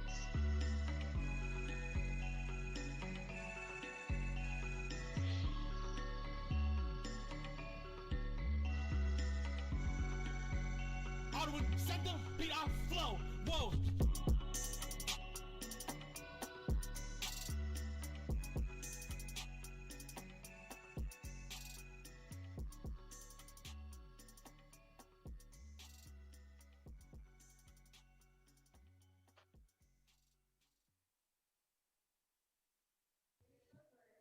Okay, I'm trying to get us a match. I'm not sure if they started yet or not. It looks like they haven't. 15 minutes with no score, I see.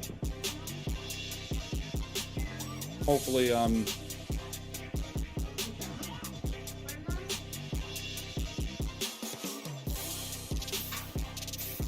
yeah, they just gotta see it because they're in the process of doing the banning. So there's a chance they might not go to the back to the chat.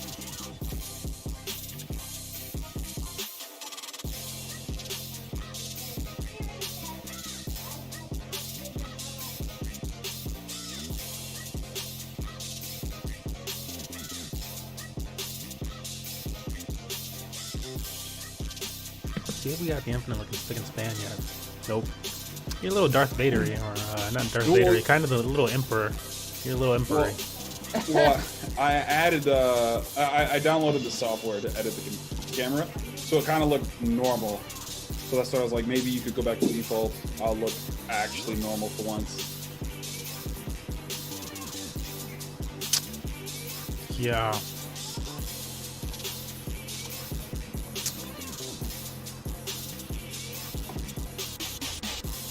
Yeah, I'm like, color correction is not on, so. So that's just how I'm gonna look, huh? All right, well, let me play with it.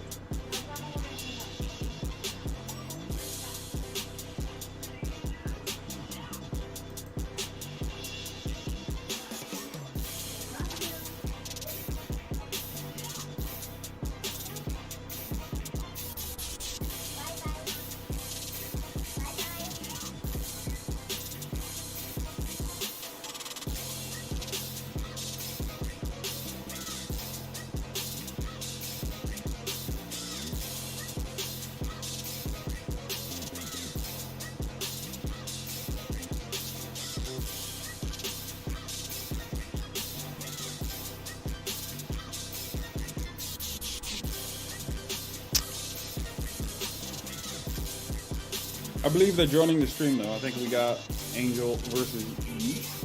Cool. Well, Jay, it's Jay. It's Jay. They're Jay. a player from Costa Rica. I think they're the #1 player in the region here. They're a very, very good player. So it's no surprise to me seeing them make this losers run.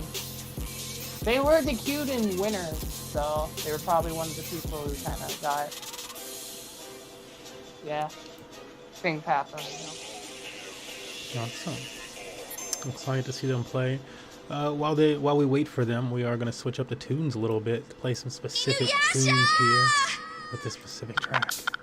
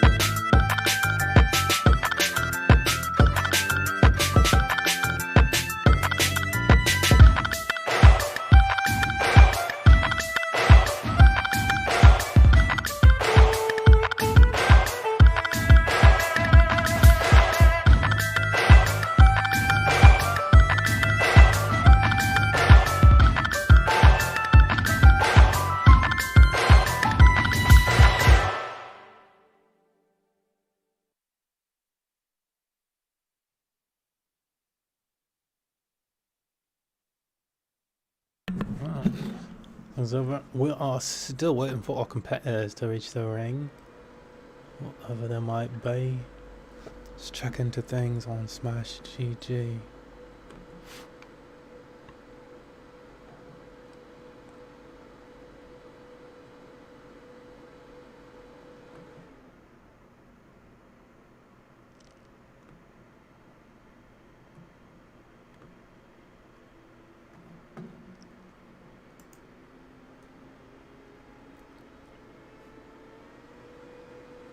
We got 2 matches undergoing.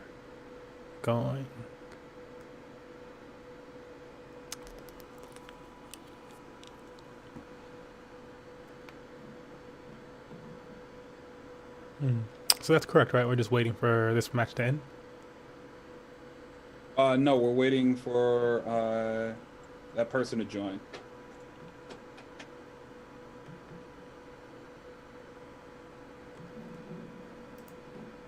Yeah.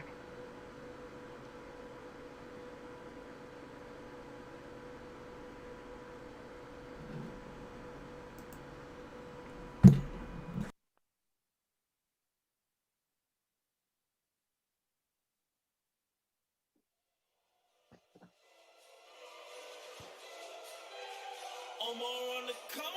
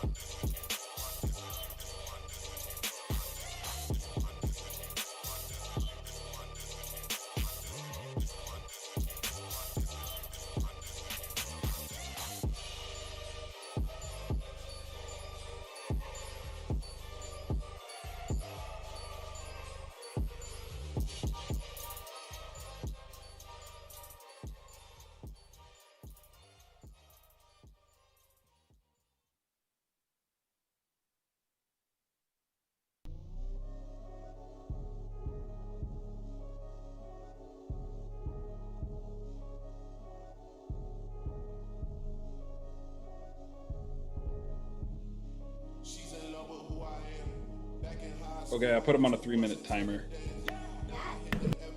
Like, yeah, checking in and then not being there at tournament sounds like DQ to me.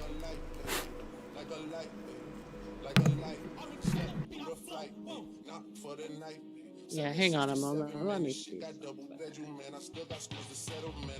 I'm gonna see if I can do a little investigation because I've noticed that all the matches with this player, like I've been keeping my eye on bracket constantly. Every time I see a match active with this player, so Jay, these sets have been going on for at least 15 minutes each, and they've all been like 2-0. So I wonder what's going on here. If there's any way I can see if they're in here.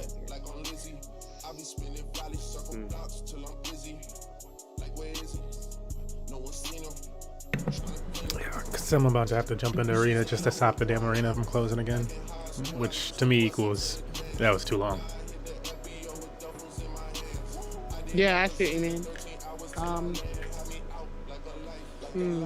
let's see. Yeah, Pastor Dawson Sally sending texts and sending kites. Yeah, he say keep that on like I say, you know this shit is tight. Yeah, it's absolute. Yeah, I'm back with Boo. La Ferrari, the Jamba Juice. Yeah, we back on the road, they jumping off no parachute. Yeah, shorty in the back, she say she working on the glutes. Yeah, ain't by the book. Yeah, this how it look. Yeah, by the check. Yeah, just check the foots. Yeah, pass this to my daughter, I'ma show her what it took. Baby mama cover fours, got these other bitches shook. Yeah.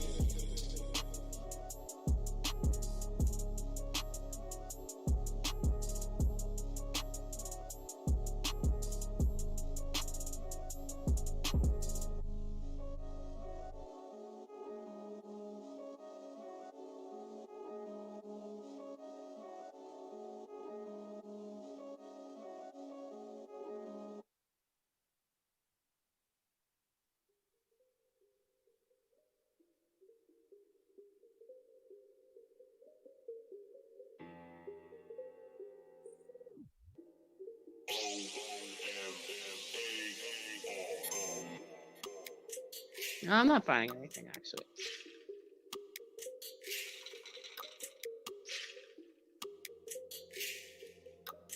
At least nothing on Smashing Me.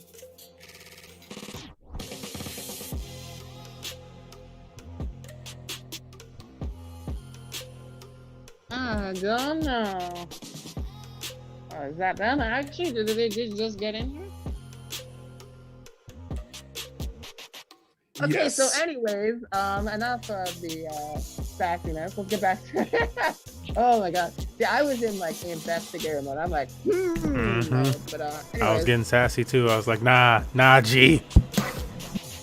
but yeah, we got it. We got Angel versus Jay. And we'll be riding along with their bracket run throughout the rest of this, as that is all that is available left in brackets right now. Jay is a stellar player from Costa Rica, a Smash 4 Meta Knight main. I think they still play Meta Knight here and there in this game too, but I am not sure. They have shown to be very capable of a lot of characters in Smash as well. And here in this bracket run, they've been using Solo Cloud, I do believe. Picks up on that limit blade beam off of the backer. That's the first stock off of Angel. Very swiftly.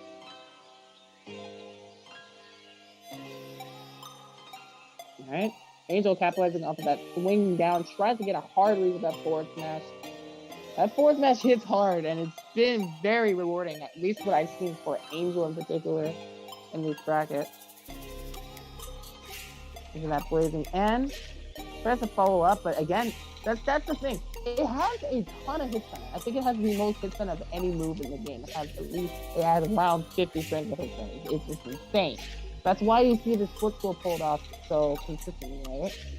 But because of that hit stun as well, there are cases where you can also follow up. There's also a lot of end the Pyra cannot attack after throwing out blazing end until this sword comes back to them.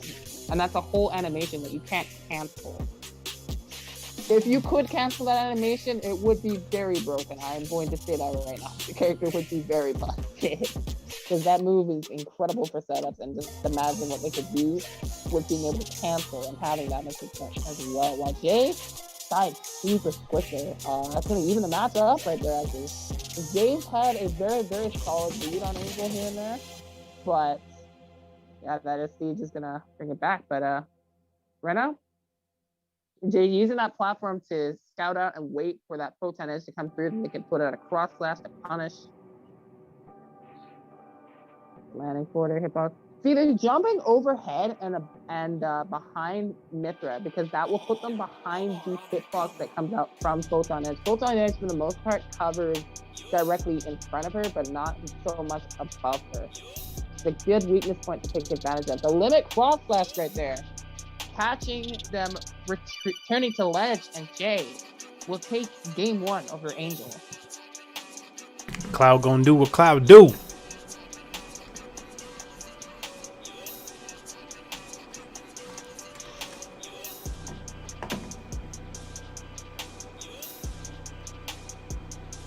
So they're gonna go through here, get their selections, get ready for our next match.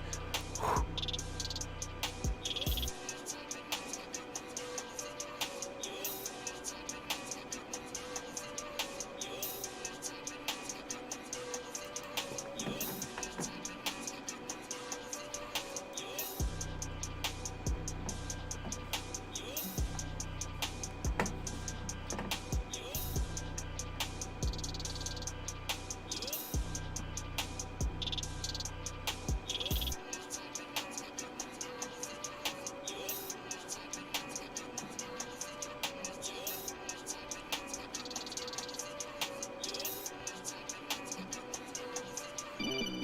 See how we're looking with this selection.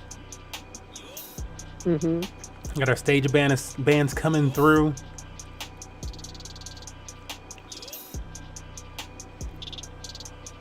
Oh, that was quick. Looks like we're going to town and city.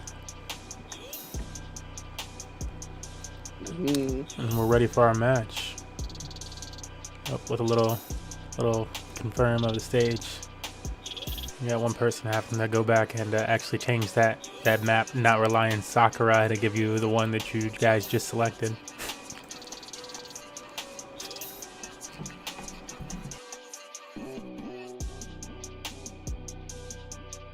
Here we go.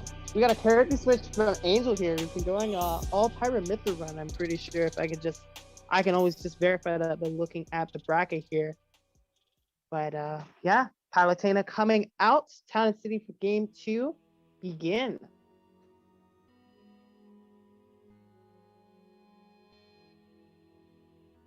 All right. A nice steady start right there.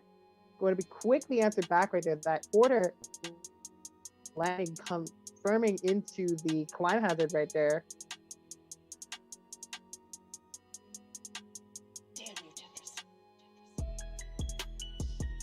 Thing that I'm observing with Jay's cloud with comparison to another cloud we've seen today, I think it was Empty Cats actually, now that I think about it. But this cloud right here, when they finish a conversion, they keep going by swinging another hit toward the opponent. Whether it's going to hit or not, Cloud's aerials are pretty hard to react to online regardless. You're not going to find a punish on these moves, and it just allows Cloud to keep up this advantage to even more. I think that Jay shows a very steady amount of experience with doing so like that.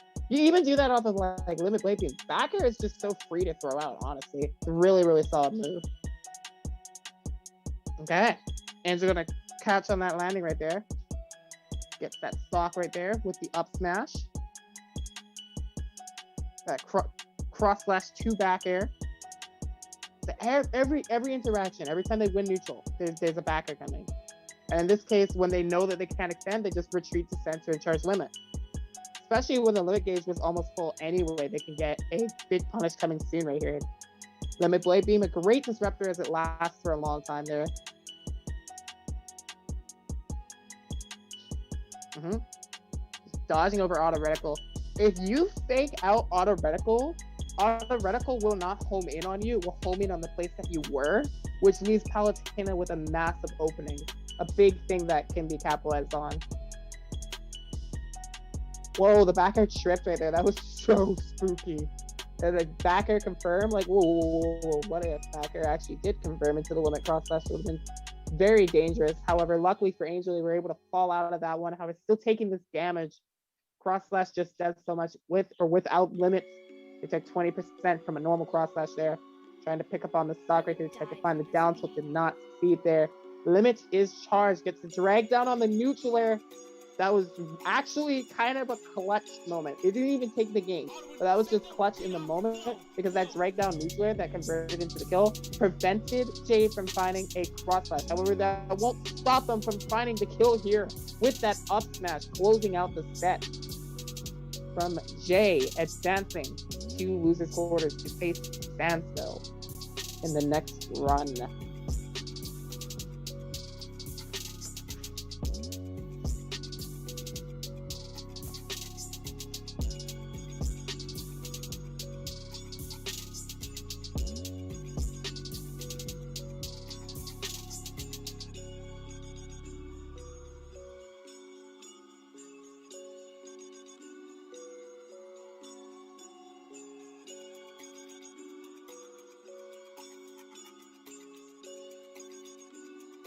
Set the beat off flow. Whoa.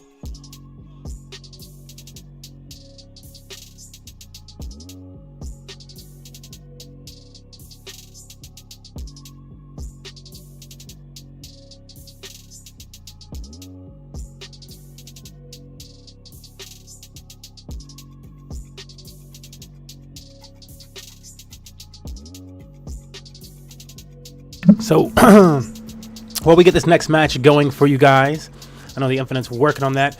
I want to keep things moving with this new format, this new series that we've been doing, the Content Creator of the Month.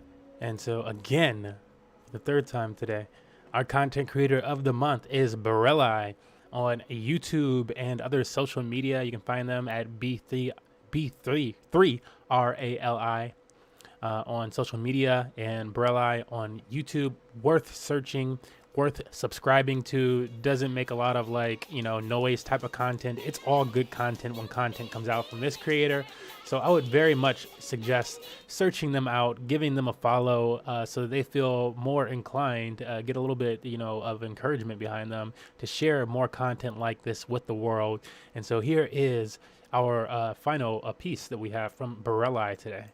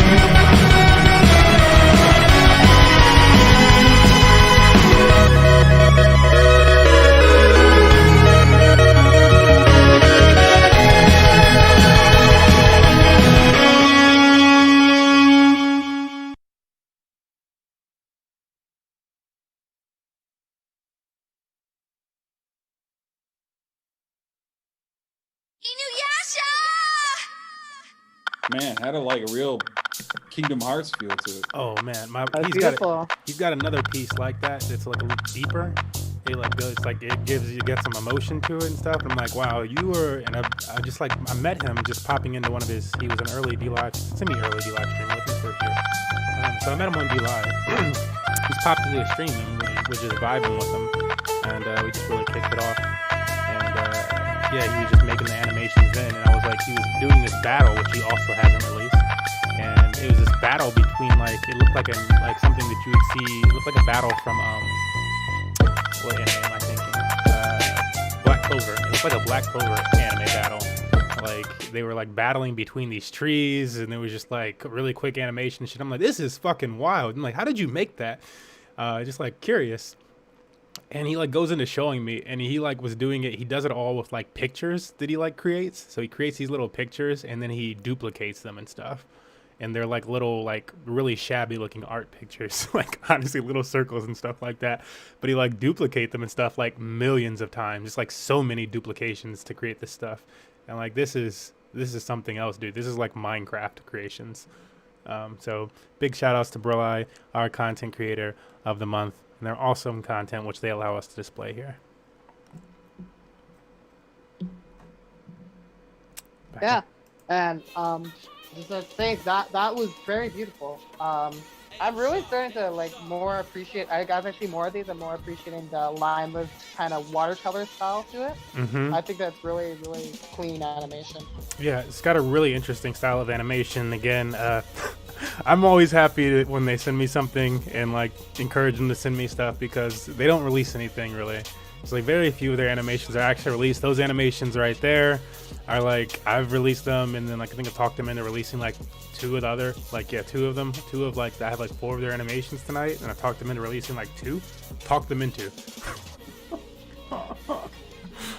So it's funny, but yeah, hopefully they keep getting this stuff going. They also have a day job as a software developer, front end UI engineer, and so that also takes up a lot of their time.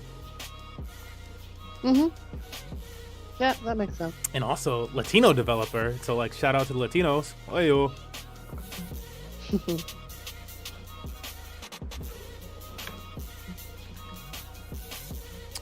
Oh, cool. They have both checked in for this match now.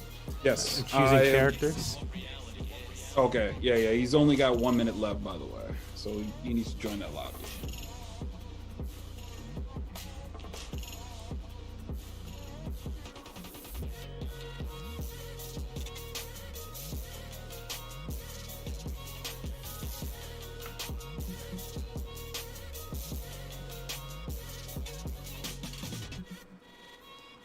All right, and we are into stage bands. It is happening, folks. Nice.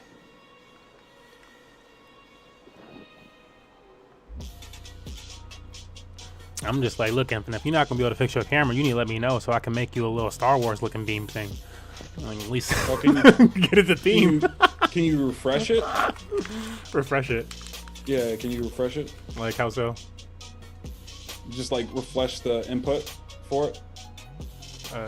Yeah, it's gonna show the same thing. It's just using like your Zoom call. So, like, I mean, I'm looking at it on Zoom, and you look kind of pale there, so it's gonna have the same type of turnout.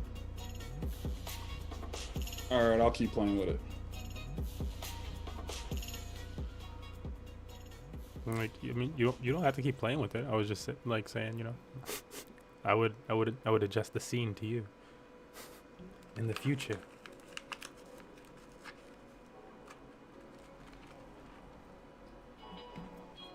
Yeah.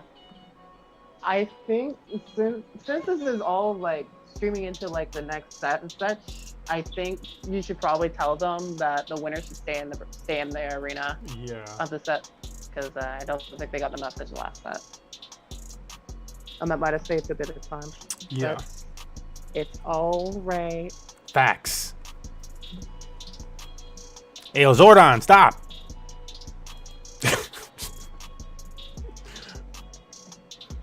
May over there trying to get her shine. What? Yeah, I don't know what's happening. I do hope that there's no multi-turning happening in this tourney or during this tournament. There is. Would not be very couch. We got them both here in the arena. Oh, they did join the arena? Yeah, they're both in the Okay, arena. I was about to say. Yeah, they're right there. I was just getting ready to DQ. Yeah, I'm like, yeah, if that's Well, I the mean, case, if I'd you're rather already stage guys banning, keep that they're going. clearly at least there and they're doing something. Yeah, that's what they were doing last time, though. So. Yeah, but you get exactly. I'm like, you could be like, okay, let me get this stock. Okay, stage. Okay, stock. Okay, stage. No. It's not like that. It's not like that. No, I think it's like some people just do stage bans before joining a bracket. Sometimes anyway. Sometimes when they join the arena, they should have just stayed in the arena. That would have saved time anyway. But yeah, we got past that point, which is fine. So we're almost ready to get this set going between Sansko and Jake, who's not fought yet in this bracket.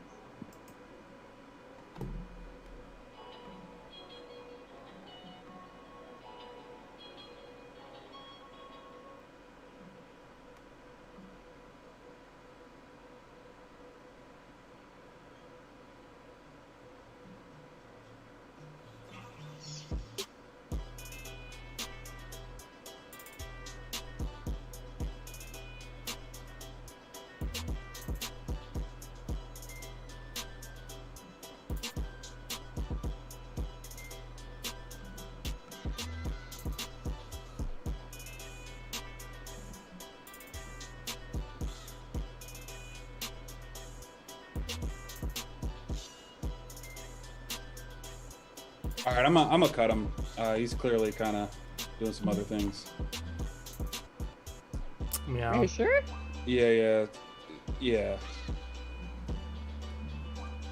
Oh. Yeah, it's at the end of the day, it's your tournament, so it's your call. So that's fair.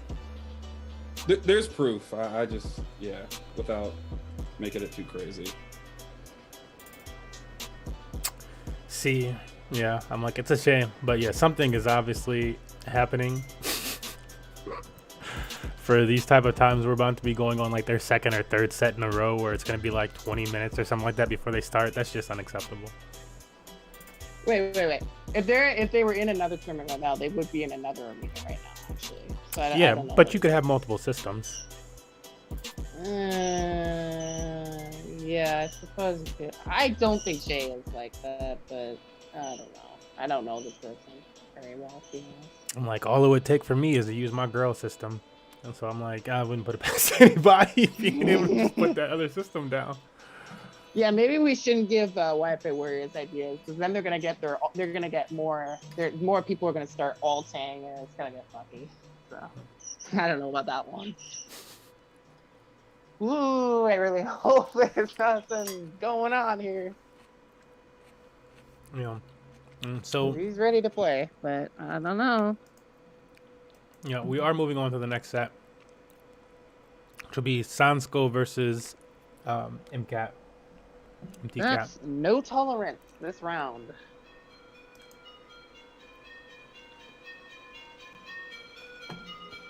Yeah, unfortunately, yeah, I'm gonna go with the infinite silent decision there to move forward.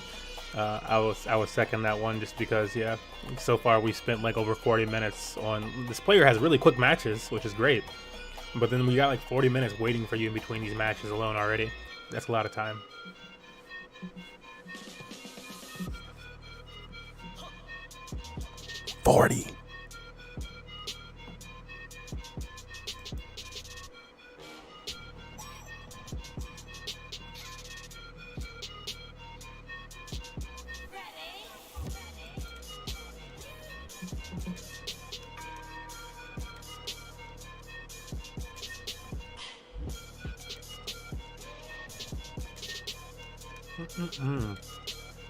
Like, what does that move us to in bracket?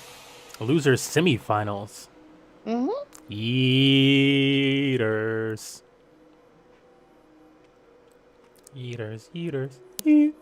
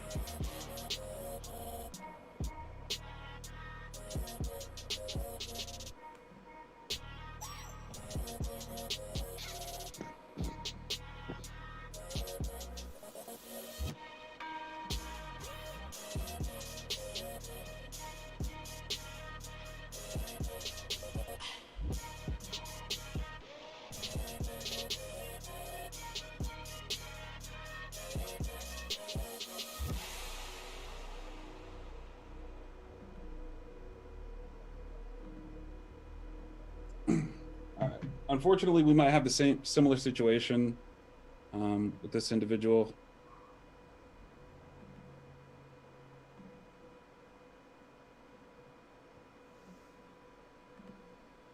Yeah. Let me check on something about that actually.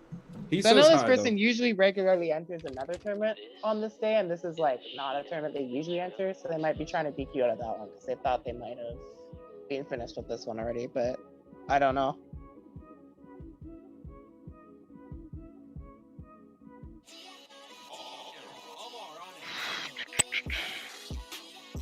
Yeah, I don't know what else to say, but if you enter these tournaments, please try to show up and stay focused at the event, because it helps with moving the flow along. Like, these brackets move swiftly because of you guys, and we would like that to keep it going that way.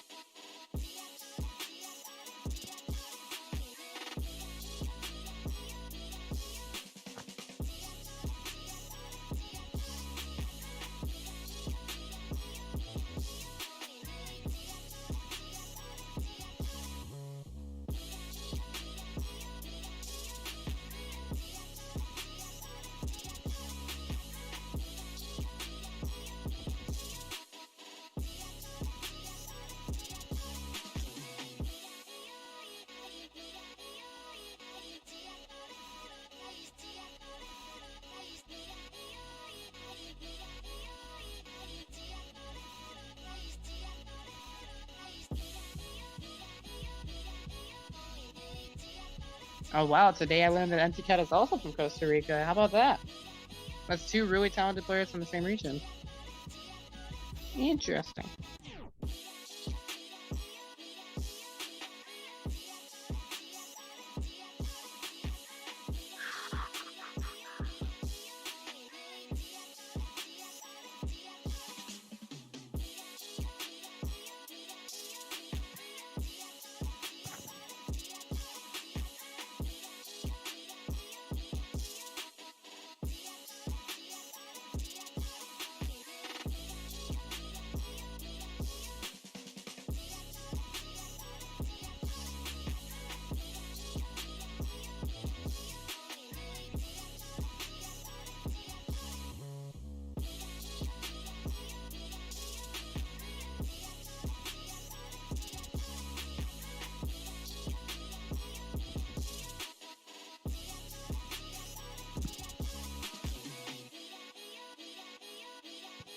Apologies to the inconvenience for anyone watching right now or just waiting on the next match.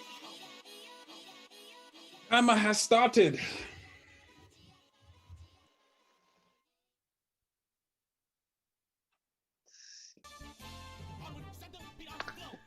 Let's see. Do.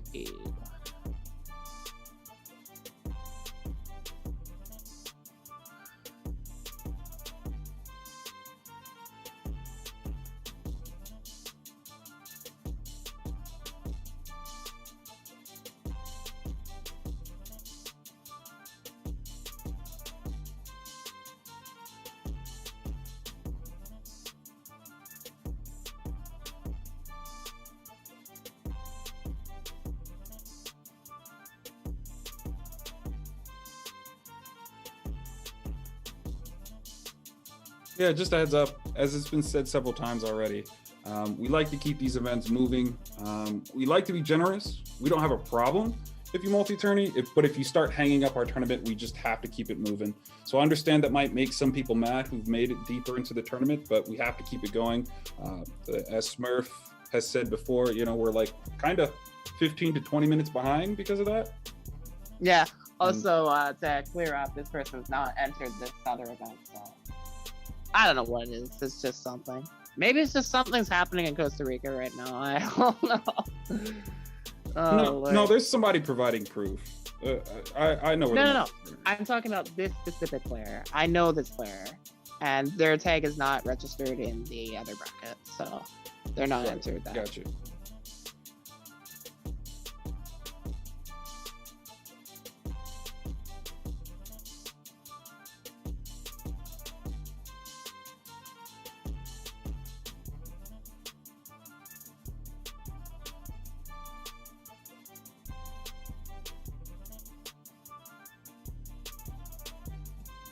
We approximately have 2 minutes and 50 seconds before we DQ this individual, so we can continue with our event. Mm-hmm.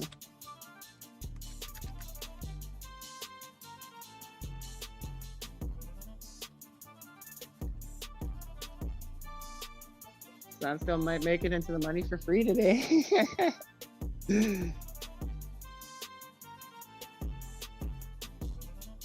Well, like, not necessarily for free, you know, like, they worked their way into top 8, but yeah. Just trying to keep some light humor going, but, you know.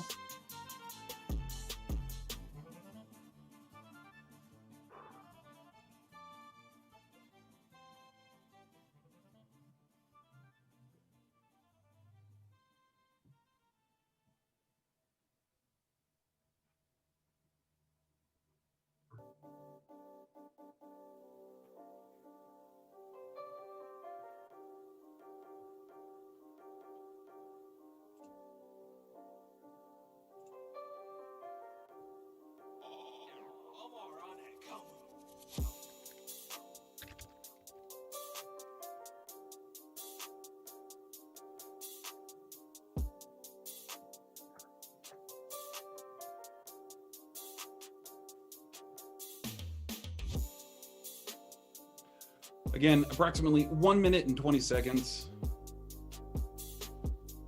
What did I miss? I mean, you know, the same experience we've been having for the last 2 matches. So, but I did start the timer a little bit earlier.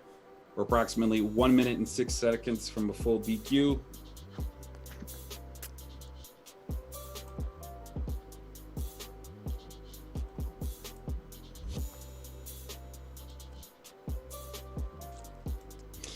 Nobody likes it when it's this, but sometimes it is this.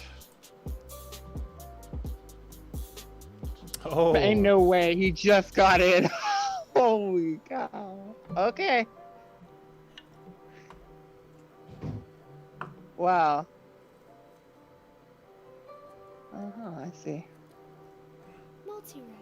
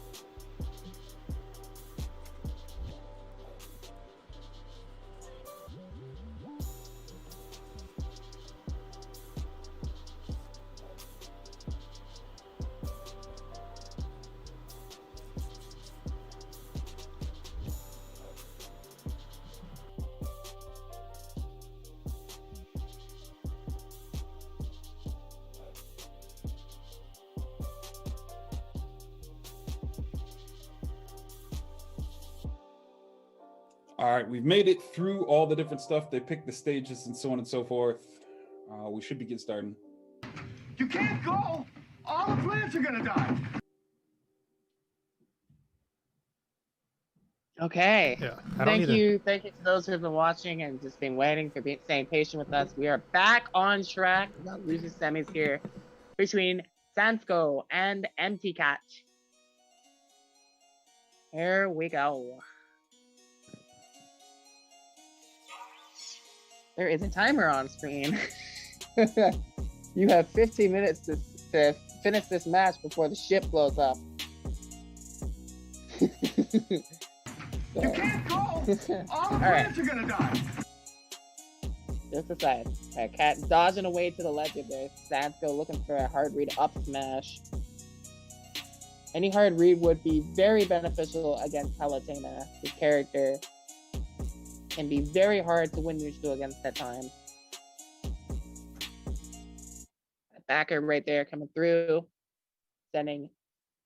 Alright. Caught the landing with the dash attack that would have also covered a roll in right there. Something to keep a note. That backer is not enough to take the stock right there. Pretty close to there. The jump animation made me think that Sansko came on with a rising side B, which would have caught Cat in that situation actually. Getting his side B there to punish the counter. Alright, yeah. Jump neutral just barely interrupted Bowser Bomb right there. A very effective ledge trap that covers a lot of options, however.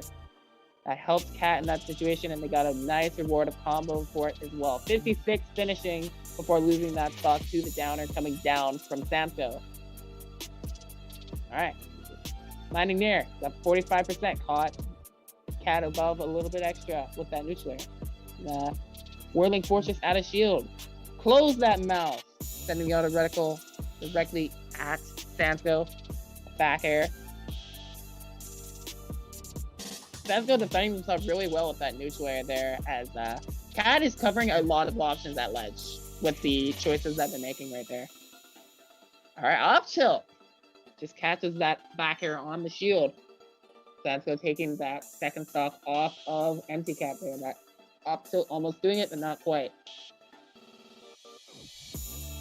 Neutral jumping out of it was wise right there, as Cat was just trying to catch the landing right there.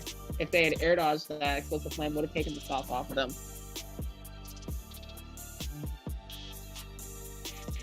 Okay, so good patience on Sansko right there. They're in a position where they don't need to fold under pressure. Now, no one ever needs to fold under pressure. That's just a bad way to word things, I think, honestly. Wow. Okay, backer still not taking the stalker here. Sansa still living here. And that backer from center stage is not enough. This explosive flame is setting up a big wall, however. Down to catching on the 2-frame and finally catching the follow-up with the forward air. We'll take the stalker there. Explosive flame, combo starter. Big combo starter too. You already see 70% of forward air. Continuing this combo, 96%. Finishing on the combo and catching the air dodge landing. There is no game to play for Stansko right there. As Empty Cat with a flawless 0 to death right there. Taking that first game.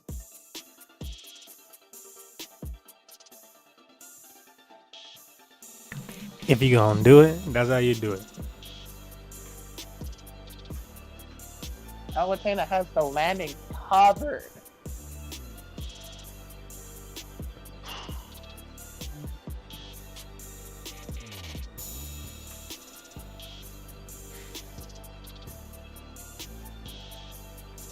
You can do some cool things with my body, because clearly this is not going to fix itself.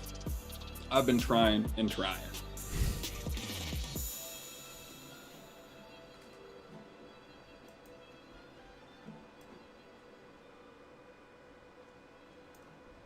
All right, going into game 2. Same stage, Pokemon Stadium 2. This stage definitely benefits both of these characters very well. As you can see, the platforms help extend for Palutena's combos pretty nicely, and the platforms are very nice for Bowser combos and for side B as well. If you can land on top of those, you can take your opponent to a trip closer to the blast zone as well. Seeing 73% on Empty Cat to start here, and Sensko is continuing to hold this lead right now.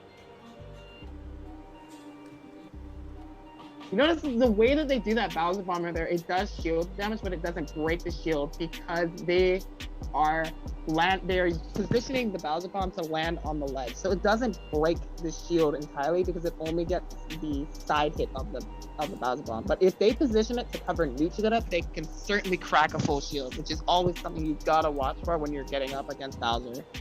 Because the knockback from the shield break on ledge from basically the impact you receive from Bowser Bomb, nice stock by the way from Empty Cat, the impact sends you at a very horizontal angle, whereas a lot of shield breaks don't do that. And you can abuse that and you can push someone off in a shield break. But Bowser's you don't even need to push it off because it does it for you. That is what I'm trying to say. You can lose that stock at 0%, and Bowser just do the down B on your shield. You don't even have to push you or anything. You just die, and that's very dangerous. Good weight on Sansko right there. That counter could have extended the edge guard for Empty Cat, who is still extending this lead. Gets another air dodge lead with that forward smash again. Sansko is not expecting these because these are not traditional options to cover a land at all from Palutena. And Empty Cat is reaping the benefits. They tried to catch the jump after from Sansko right there, which would have left Sans off stage with no jump too. It would have been very deadly. Good weight on Sans right there. They waited and went underneath the auto reticle to close that stop. But it might be too little too late right now. Empty Cat has established such a lead that this is looking very difficult to come back. That slide off of the platform to avoid the up smash there. Coming in with the side B. A good punish, always very rewarding for Bowser. You get about 20% for landing it. And you can't mash out of it either, unless you are off stage in the blast zone, where Bowser dies first. Oh yeah, great down smash right there coming out from Sansko, using that super armor to slice through. This is potential for comeback. There's 20% on that side B right there. The explosive flame interrupts Bowser's flame. He's able to get away with that landing hitbox and down air. Again, the explosive flame coming through, sending him back up into the air. Does not want to be in this vulnerable position above Palutena right now. Empty Cat has shown to have great prowess with that. Catching the DI in off of that down throw. And Empty Cat will be seeing the victory with that down throw to back air and moves on in bracket to losers finals.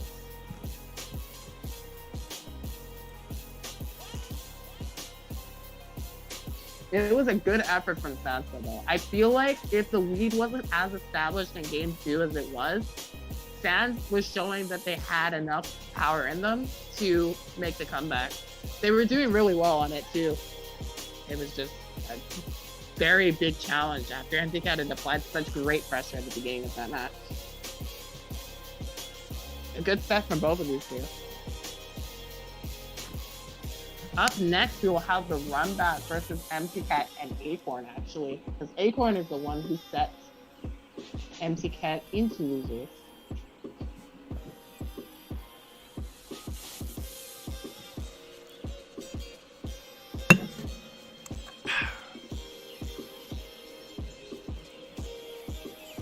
All right, as soon as he makes it in there, the bracket will be started. And I'm sorry, ladies and gents, but waiting is all we can do. Mm-hmm.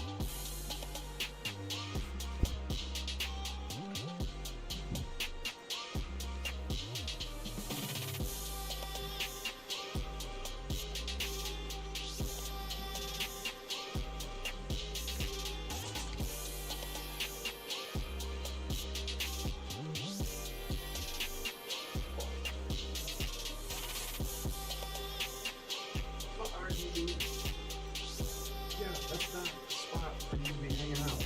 Let go. No, why are you jumping?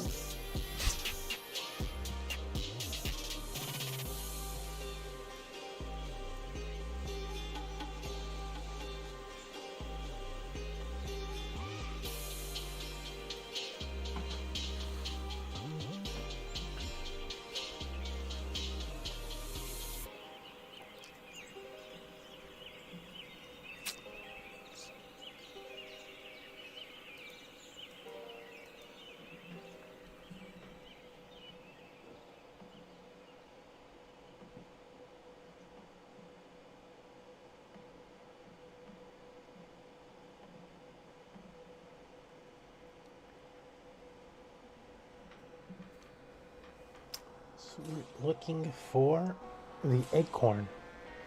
I believe they've already checked in. Yes, and I did give them the warning. They have 5 minutes, and it started a few seconds ago. 4 minutes and 45 seconds. Awesome.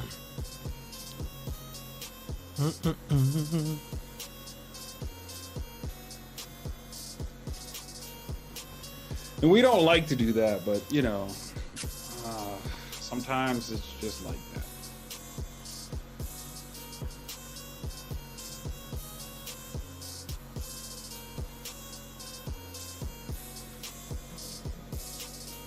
Sometimes it be what you don't want it to be.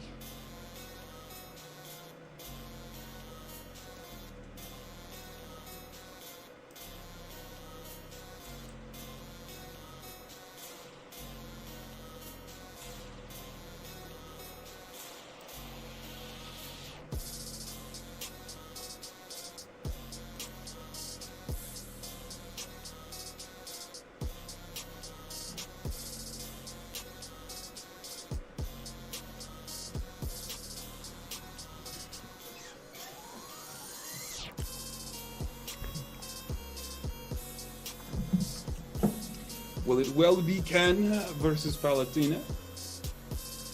Mm-hmm. And we're headed to Pokemon Stadium 2. Yeah. So let's see what's going to change up from the last set here. Now we are in the best of 5 territory as we are in losers finals. Losers finals and grand finals of the tournament will be best of 5 for today's event. So That being said, let's see how that changes things. In the first set, Acorn got some really good thoughts that just silenced Empty Cat, honestly. Having a little bit more time to adapt might benefit them, for sure, but could also benefit Acorn as well. That's why we'll just wait and see how it goes. Right now, Acorn's playing very defensive and just waiting for Palutena to come to them, getting that carry off and getting the down tilt to set up the combo there. And Empty Cat is just short hopping and neutral airing. It's the Palutena day.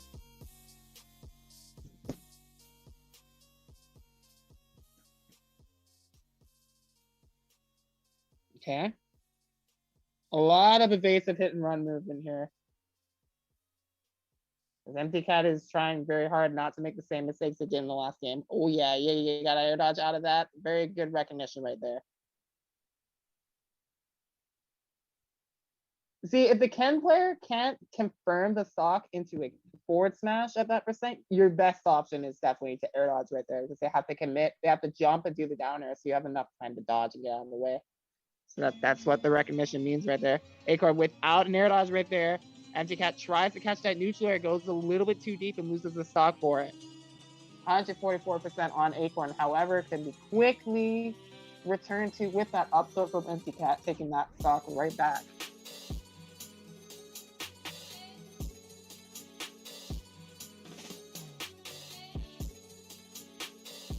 Okay. Yeah, we're back to this very patient neutral right now. Acorn is just trying to force the commitment from Palutena.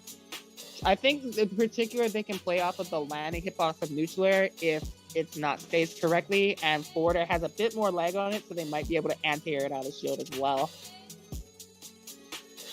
Back air will send Ken back right there. I was really talking about that as just another possible option to deal with, but we're gonna focus on the match play right here. Empty Cat getting that run in right there, gets that grab, gets the Ken off stage, and Acorn's forced to recover high. Gonna catch the landing with that grab, back throw, explosive flame. Empty Cat just looking for that up air right there. That's all they really need to take that stock back, or sends them back off stage. Good dodge on Acorn's part right there to get back to stage. Explosive flame and Empty Cat threatening with the up air right now. Up that high. And Acorn has to watch out. 55%. Good dodge right there from Empty Cat. Acorn was, it looked like Acorn was just looking to take the stock. I know Palutena's at 20%. I think Acorn was trying to take the stock. Because like seeing their flow chart with their combos, I could tell that they were looking for a Shoryuken, a Rage Shoryuken to kill off of that. They did not find that right there. For Empty Cat, that is a very helpful for them to continue to put pressure. These downers, mixing up with their aerial pressure a little bit here too, as they've been going for a lot of neutrals at the start of this match here, but changing up with the downer, changes up their positioning that Acorn is trying to punish. Another backer right there off of the warp landing. And that forward air catching the jump from Acorn will be a 2 stock for Empty Cat game 1.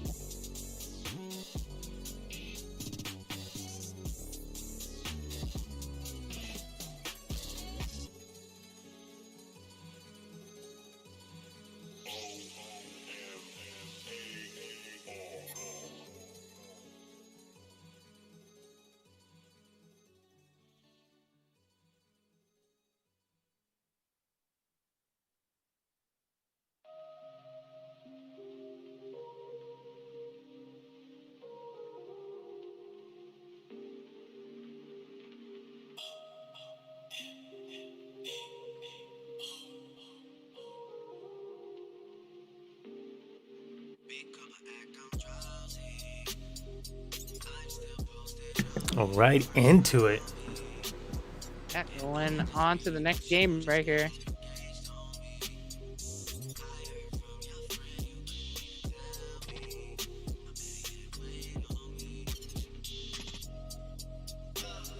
Like the Town City from Acorn here. This generously assists with Ken's kill confirms off of ledge, so definitely the spot that Empty Cat has to be the most aware of right now. killing Shoryukens will not be as big of a threat with the higher blast zone. But yeah, again, like if you can get a nice confirm into forward smash or that upper kick, it'll be very dangerous with the smaller side blast zones.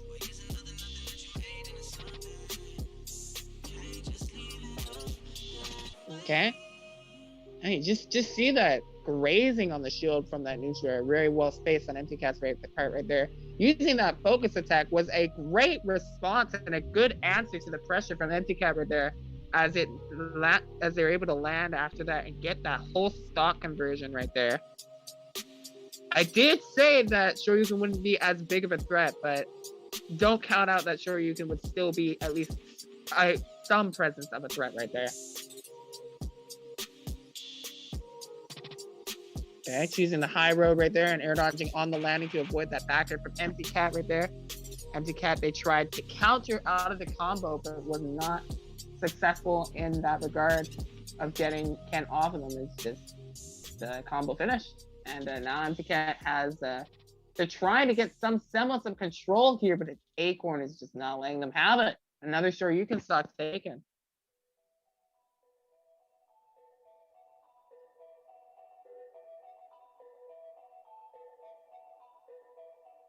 So it's a flame, not enough, very close. Backer takes the stock for Empty Cat. Warp on out of there. Catch that retreated dash with that neutral air. It's a simple combo right there. After poking the shield, however, gets 3 neutral airs, setting up onto the platform back here. I think Empty Cat could take the stock right now. I think they could. They're waiting out the focus, but they can't find the finisher. Let's see Acorn right here capitalizing as much off that combo as they can right now. The up tilts are pressuring the shield. Empty Cat cannot jump out. Acorn takes game 2, evening the stats.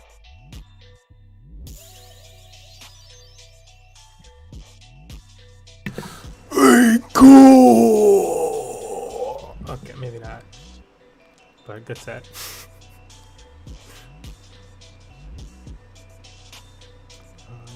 People want to hear you scream Acorn, Smurf. Go ahead and scream Acorn.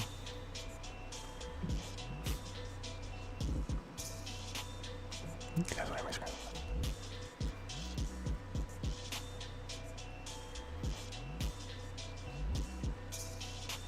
Oh shit. Dude, they are so fast to jump right back into these matches.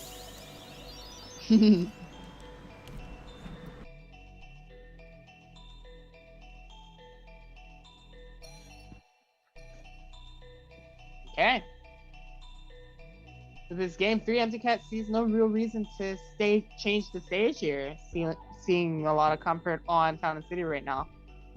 Ooh, yeah, okay. What's the punish right here? Is this a stock? This is a stock. Because that's set up on the platform, that made that a lot easier to confirm into a kill off that. Oh my gosh. Ooh, yeah. Woo. That's a bit rough. Because the shield stun on that is hard to fight out against. All right. Acorn with a blazing lead right now, 63%. That platform just going to return Palutena back to them, but they weren't fast enough to react to that, because he can't really react to stuff online anyway. But in any case, almost find the stock right there, finishing into Shoryuken, but did not get it right there. They're still pressuring the shield, as you see, that's the thing. That's the thing with their options. Because their options are pressuring Empty Cat to jump out. And they're not realizing that they're getting covered by that. So that Shoryuken is going to take that stock on them jumping, trying to jump out of pressure. It's really tricky. You have to start rolling. That's the thing that they're not doing in that instance. That they don't realize that quite yet. But Empty Cat is doing a phenomenal job on this stock right here. Capitalizing off that FC from Acorn. That's a big momentum loss from Acorn right now. Gets that grab.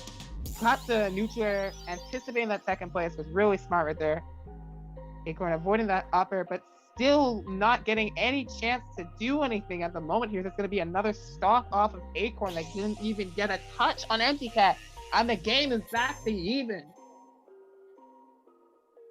Despite that start too, it's looking so strong for Acorn to start taking over the set control by taking game 3. And they could still do it right now. The percent lead is in their favor. MTCat is trying to get something going right now, but cannot get past this shield from Acorn.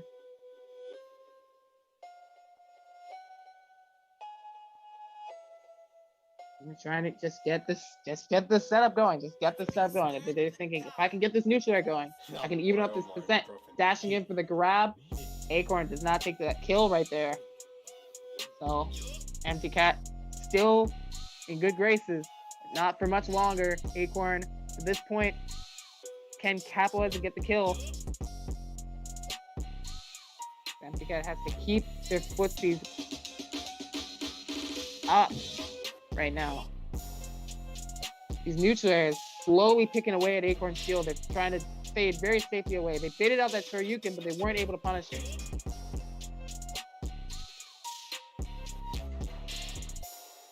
And finding another neutral air right there.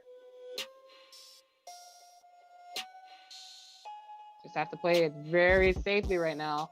Acorn's pushing them into the corner right now. Which is, as I said, the most threatening position you could be against Ken on the stage. Tries to just go for the Shoryuken read, does not find it. You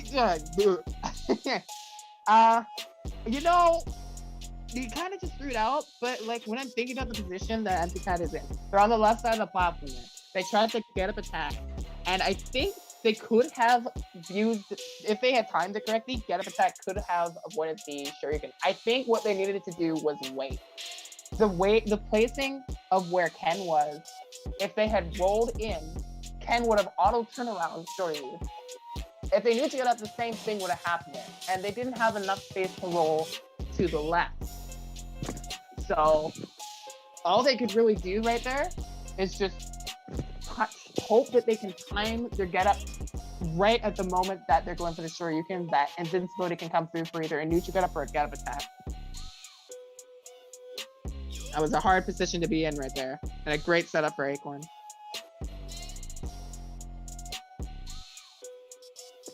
Shut that down. Well, uh-oh.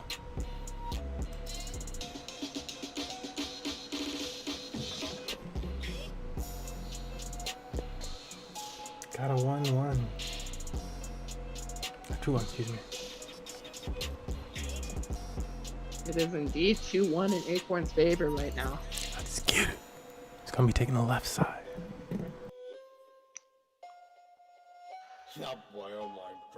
Yeah, I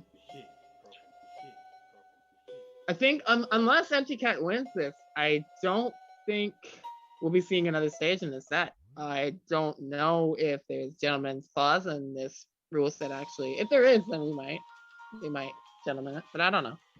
In any case, right now, MTCat down a game right now in the set, and Acorn only needs one more game to win here. So this is MTCat right now. All I'm seeing from MTCat is just a lot of neutral air. I guess that is Palutena. However, it just doesn't show a lot of mix-up that I was like expecting a little bit more. Speaking of mix-up right there, that counter, really good opportunity to go for it right there. As Palutena's counter scales very weak against weaker moves, but stronger moves like that backer, Palutena can get a good punish up. Get off of that platform now. Ooh, yeah, this just I Ken's brain at a certain point of a game is hardwired to one thing: kill you. Okay, MTCat taking that stock off with the neutral air, going deep for that, and move this up. This neutral has been very consistent for Acorn. I noticed at this percent in particular, because Acorn feels very comfortable where they can just wait and shield. They have forced MTCat to have to force an interaction or try to do the thing. But the thing with this play is that MTCat has not found a way to force Acorn to play any differently. And Acorn has still been able to rely on just patient, slow play without being hard punished for it. So this is just tricky. Oh my god. Oh, if they didn't have to jump there, that would have been the weirdest hitbox kill off of Explosive Flame I'd ever seen, but for Acorn, that will not be the case with her. Only getting that counter on a multi-hit of Shoryuken will not have as much of an effect as a stronger move. So it won't set Acorn too far away. And Acorn's right back in their face. That shield is looking low, and they don't have a much position to escape. Can right there, as that Shoryuken will take them out. Oh, Empty Cat missed the jump on that backer. That might be a crucial point for them right there, because they might have been able to take the stock with that. The Tatsu setting up. He got down tilts on shield too. I think that's the shield break setup right there. If they can get down tilt off of Tatsu and they execute it correctly, you're just dead. So MTK has to be very careful. If they're coming in with that Tatsu in particular, that's the point where they need to jump or roll. They need to get out of there immediately. They cannot hold that shield or they will be done for. This is a very close game right now. MTK has evened this up again. Yeah, they realize, yeah, I just gotta drop shield. You just gotta drop shield. If you can, just drop shield. Because Ken has no remorse. Double up on the uppers. Now Ken has to land here. And then quickly to the right position. Okay. Cat set them up right there so that they could try to cover as many options as they could and avoid a get-up attack from Acorn. Acorn did not choose that option. And right now, okay, the neutral coming in there, but no setup off of that for Acorn. Venticat can just keep them into the air. They might have this game. Because the big threat right now is Ken on the ground. Venticat definitely is aware of that. These backers to pressure some option out of shield right there. And because of that movement, they can fade around so much that they can cover a roll and they can cover Tatsu out of shield. This is the point. Ken has got back to ground. This is scary right now. This is very scary right now. These backers on shield, the Tatsu is not set up for anything as they're able to jump out. They're not taking the stock weight yet. Waits on the air dodge, and finally, Empty Cat is able to punish that right there. There have been so many times in this set that I have noticed that they have at least been trying to get a punish on air dodge landing from Ken, but Acorn has just been doing it at a timing that's just been very hard for them to capitalize on them right there. Getting that air dodge read right there, though, definitely helping them out right there. Empty Cat bringing this to game 5. Just counting 9 to 5, still get producing money. Niggas fighting for the throne, but they gotta take it from me. Shit's amusing, ain't it funny? I'm killing shit on the average. How I'm riding in the Ashton, shitting on you niggas, fuck a bathroom. I'm too busy laughing at you. I see nothing but a lost cause. I'ma stay on that come up. As long as Louis still a chop guard, you can't comprehend my thought process. Niggas think it's so basic. Y'all can't ball like me, cause I invented ballin' James Naismith. Look so ugly, need a facelift. I need a break, so back off of me. I do not want what you're offering. Ain't about cash, don't talk to me. Stand up, grind like coffee beans. Not straight back to it, huh? Mixing it up.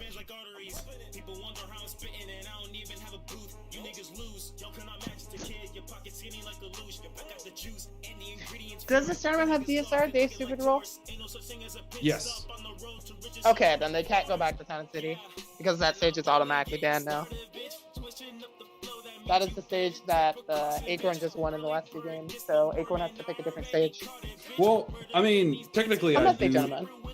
Big Gentleman. They went to town. Big Gentleman. Okay. Town City has been leading to some really good matches, actually. There's been just a lot of, you just have to have like a lot of situational awareness to avoid like certain kill scenarios for both characters, really. Like I've been highlighting a lot of the ones for more so if you're going against Ken, because I just feel like the ones from Ken are way more deadly on Town and City. But Palutena has their own stuff here too, of course.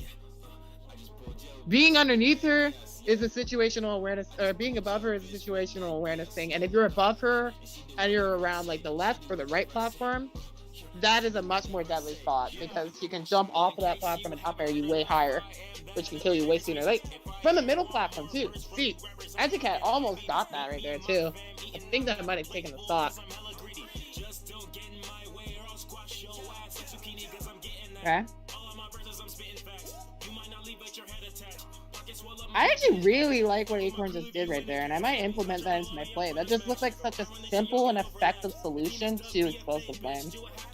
Whereas a lot of people, they might want to try to shield that option, or they might want to try to jump around. Acorn just rolled in past it, like anticipating where it's already going to go, so that they can get a positional advantage versus that and try to capitalize off of the leg to get closer to Palutena. Even if they can't close the gap completely, it helps them close the gap regardless. Especially if it's an unstaled roll too, because rolls stale, dodges stale in general in this game. So that's something to keep in mind. An up smash coming out from Anti-Cat right there, taking that stock. And we're going right to the neutral airs right here, picking up on that whiff from Acorn, already 44% on them.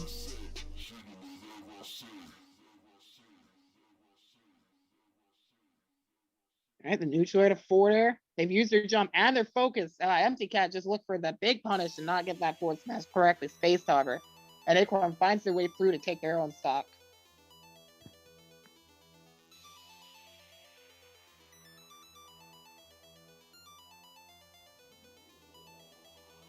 Okay. Oh, yeah, that landing neutral air, that's 50%. 50% for that landing neutral air right there from Ken.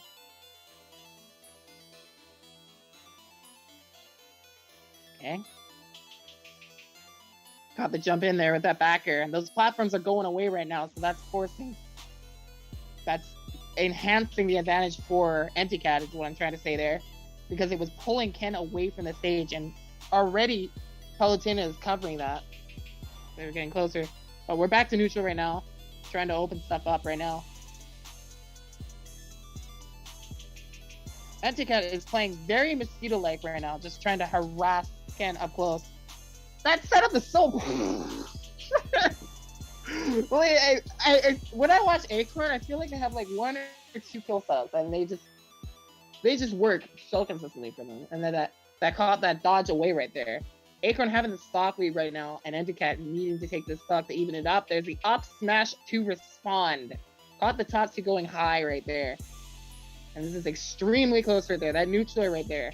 Already picking up off of their own spot dodge, getting 40%. Caught them again, 45%, 58%. Tatsuing back to ledge before Anti-Cat can respond to punish that. Okay. Not getting caught on that dodge in right there. Jordan is comfortable. Down air. Oh my gosh, this could be. Ew, that could be. Oh my gosh. That could have been it. But without a jump, it will be it regardless right there. Acorn will take the set right there. That setup was just. That was not a pretty combo. You have the sour spot, a down air to set up for all that platform pressure. I have to say, that was really smart and good awareness on Acorn's side right there to take advantage of that though. Like that was really, really important right there. And they caught them before Palutena could touch the ground. So Palutena was forced to have to recover high. And Anti-Cat did not realize that in time. And I don't even know if they would have made it back regardless. That had so much knockback on that. Anti-Cat was lucky to survive that cross kick. Acorn advances to ground.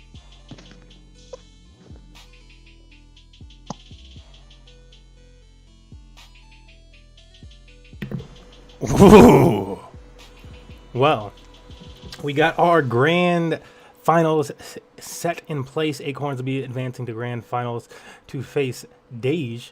We've been reaching out to make sure we can get a nice quick grand final set, at least as far as not taking us 15 20 minutes for these people to get into the ring. Yeah, at this point in time during the string, I do want to give another shout out to our content creator of the month, Barelli, on YouTube and social media at B3RALAI Barelli. Make awesome animations. In fact, we're gonna start off this last round the same way that we started off the stream, which is with this DK tribute for the DK Nation from Barelli.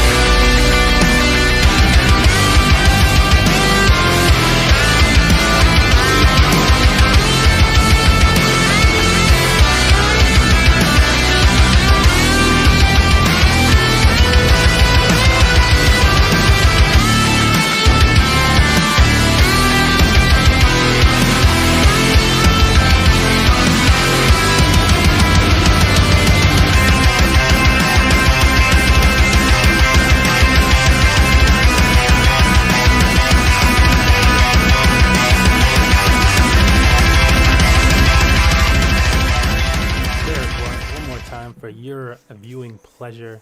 Shout out to Brelli for sharing that with us, allowing us to share that with you guys. We do have both of our competitors in the ring selecting stages, doing bans for this match. We're currently in the stage bans on our last ban, actually. And the stage will be Pokemon Stadium 2.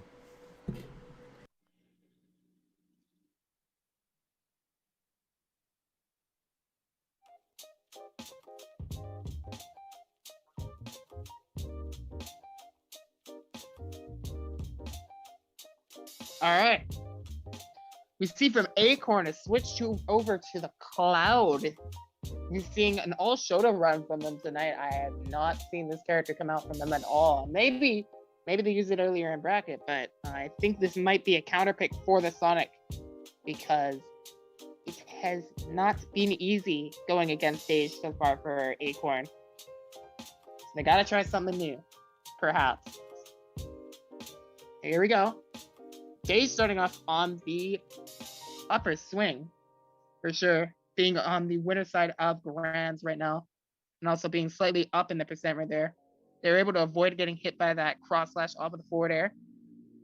Feel like that usually connects, even at mid percent, but maybe not. Maybe that's an early percent thing only. Regardless, some nice conversions into homing attack right here coming out. That back air.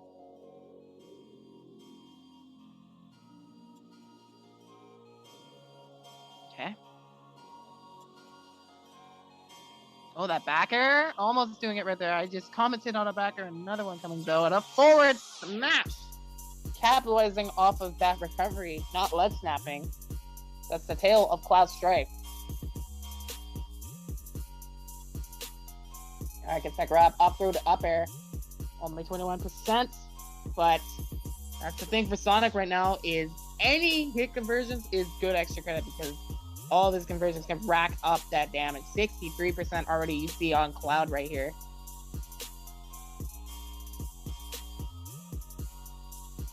Alright, grab fourth throw right there. It's the back air. There's no jump on Acorn right here. They're able to get back in time. Stage does not time that down smash to catch that recovery. Saving grace for Acorn right now. Trying to get that forward smash. Just goes for it. Does not find it. Swing from Acorn gets Dej off of them. Dej choosing that low recovery. Will be able to get through. Or is just trying to swing and get a stock off right now. At least get something to help their chances here. As that second stock being taken off of Acorn right here. And they're going to take the loss in that game. Dej is going to take game one.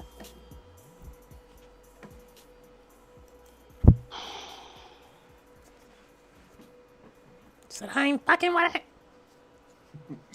I hate this. I hate you. I could feel the anger.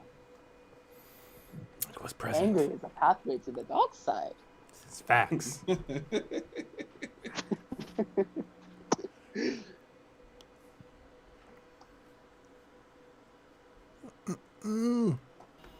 see what they're doing. Choosing stage. We're gonna keep it on Sonic, it looks like. Let's see. See if that's fact or fiction. And the stage I don't will be think Final Dej is Destination. complaining about any of this. Honestly, I don't think Dej is going to complain about any of this.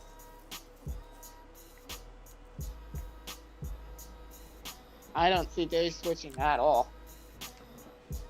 We'll see. We'll see.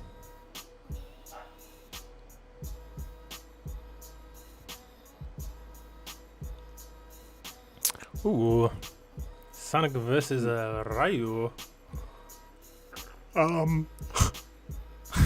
Okay, that was like really quick. I was like, I guess it was because they already chose the stage. But here we go.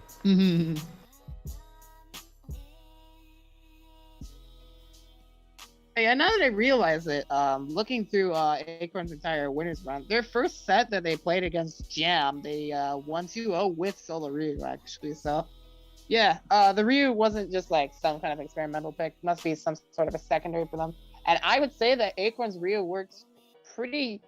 I thought it was effective versus Dej. I thought that they might have stayed with Ryu versus them, but they tried out with the cannon. It didn't work for them at all, and that was the game where they just gave in, and they were just like, okay, I'll just try again for losers, I guess. And right now, it's a little bit hard for them so far. I think the thing right now is, honestly, this might be like a character counterpick thing for Acorn, because I know that Ryu and Sonic can both have trouble keeping up with Sonic's speed. That can just cross him up reliably. They can cross them both up reliably. So that's why we saw that Cloud counterpick try to come out, but it just did not work for them there. There's a forward smash coming out from Dage, only at 61% right now. The movement from them is very consistent. Gets that Shakunetsu off of that Shoryuken right there. Tries to catch the landing with a forward smash. Does not find it.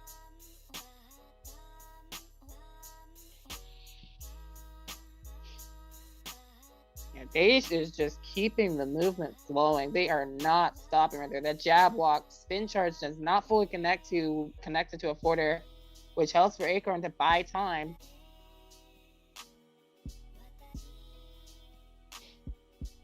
That up smash.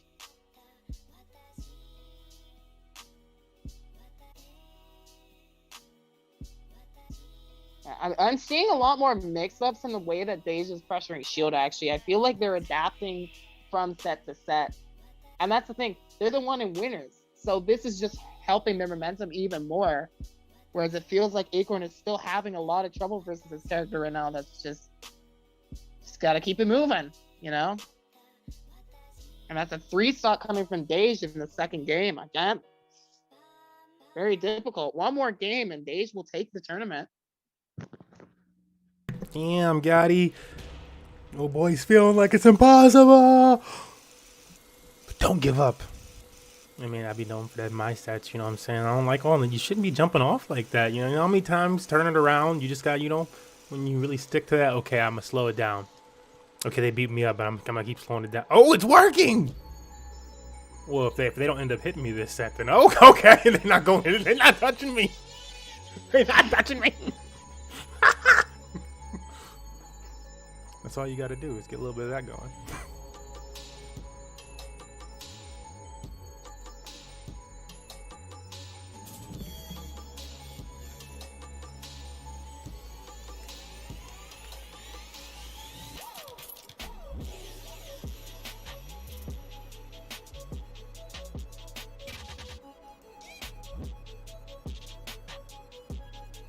Yeah, a little discouraged.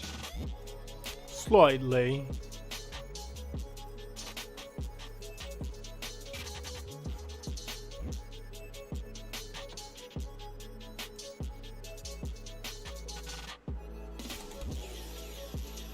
All right, looks like we're gonna get into this next match. Oh, Shit. pause.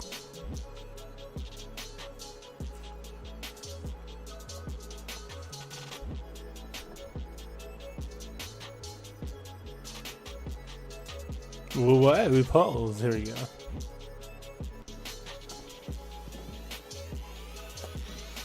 Jigglypuff. All right. Well, game 3. Going back to Pokemon Stadium 2. Could be the last game of the tournament too. And then, in fact, now that I'm thinking about it, I'm thinking about it right now. And I'm asking myself, has Dage even lost a game in this tournament? They went 2-0 over Snowballer in the first round, 2-0 over Daxter second round, 2-0 over Kaede. They 2-0 to Sansko too. No, they have not lost a single game in this bracket. Looking for a clean sweep right now. If they take this game and get this victory, it's Acorn. Acorn is just trying to get something happening right now. It's not easy. And I see Dage is just gonna spring out. Not let Jigglypuff get any combo right there. I might have been able to set up for a rest combo up that high. Speaking of rest, they just went for it right there. Dage, I felt like Dage was showing mercy when they grabbed, and then I realized what they did. They went for Spring Ride. They tried to Omega Teeth some dude. And Acorn did not get caught by that. Luckily for them. The 8%, the homing attack. Acorn is just... Yeah, Acorn's just going for the all or nothing on like every approach. Oh my goodness. No, we did not in Grands. No! No. Images before unfortunate events. Goodness. And that's it. That's gonna wrap it up then. He's just gonna take the tournament with that. Like, I had to pop on the with mic. I that was like, yeah, fatal- he's just going fatal- for it. Like, you know, I'm gonna choose a character that'll just put you to sleep literally and send you off. He's like, this is what I think of your character. Oh man. Wow. Well, yeah.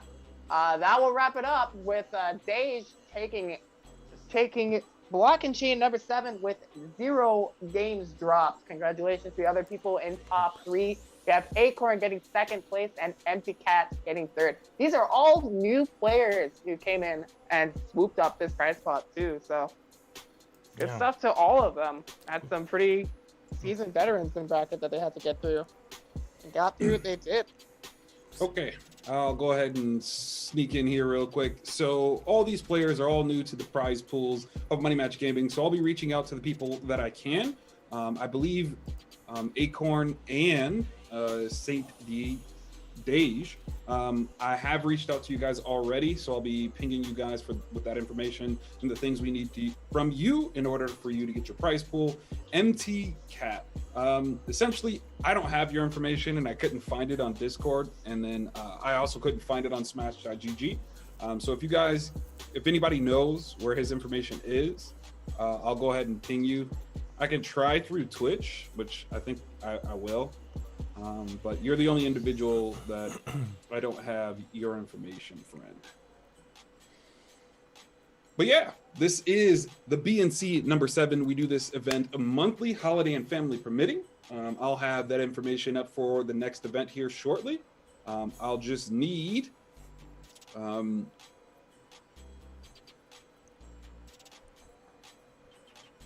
dude, I just super brain farted. But yeah, you guys, you'll just need to be in the Discord to go ahead and check that announcement, as that's the best way to get MMG information. Well, there we go. That be it. That be that. I don't really have much to say for you guys. Hopefully you've enjoyed today's event. Join our Discord, like and follow wherever you've been watching the stream.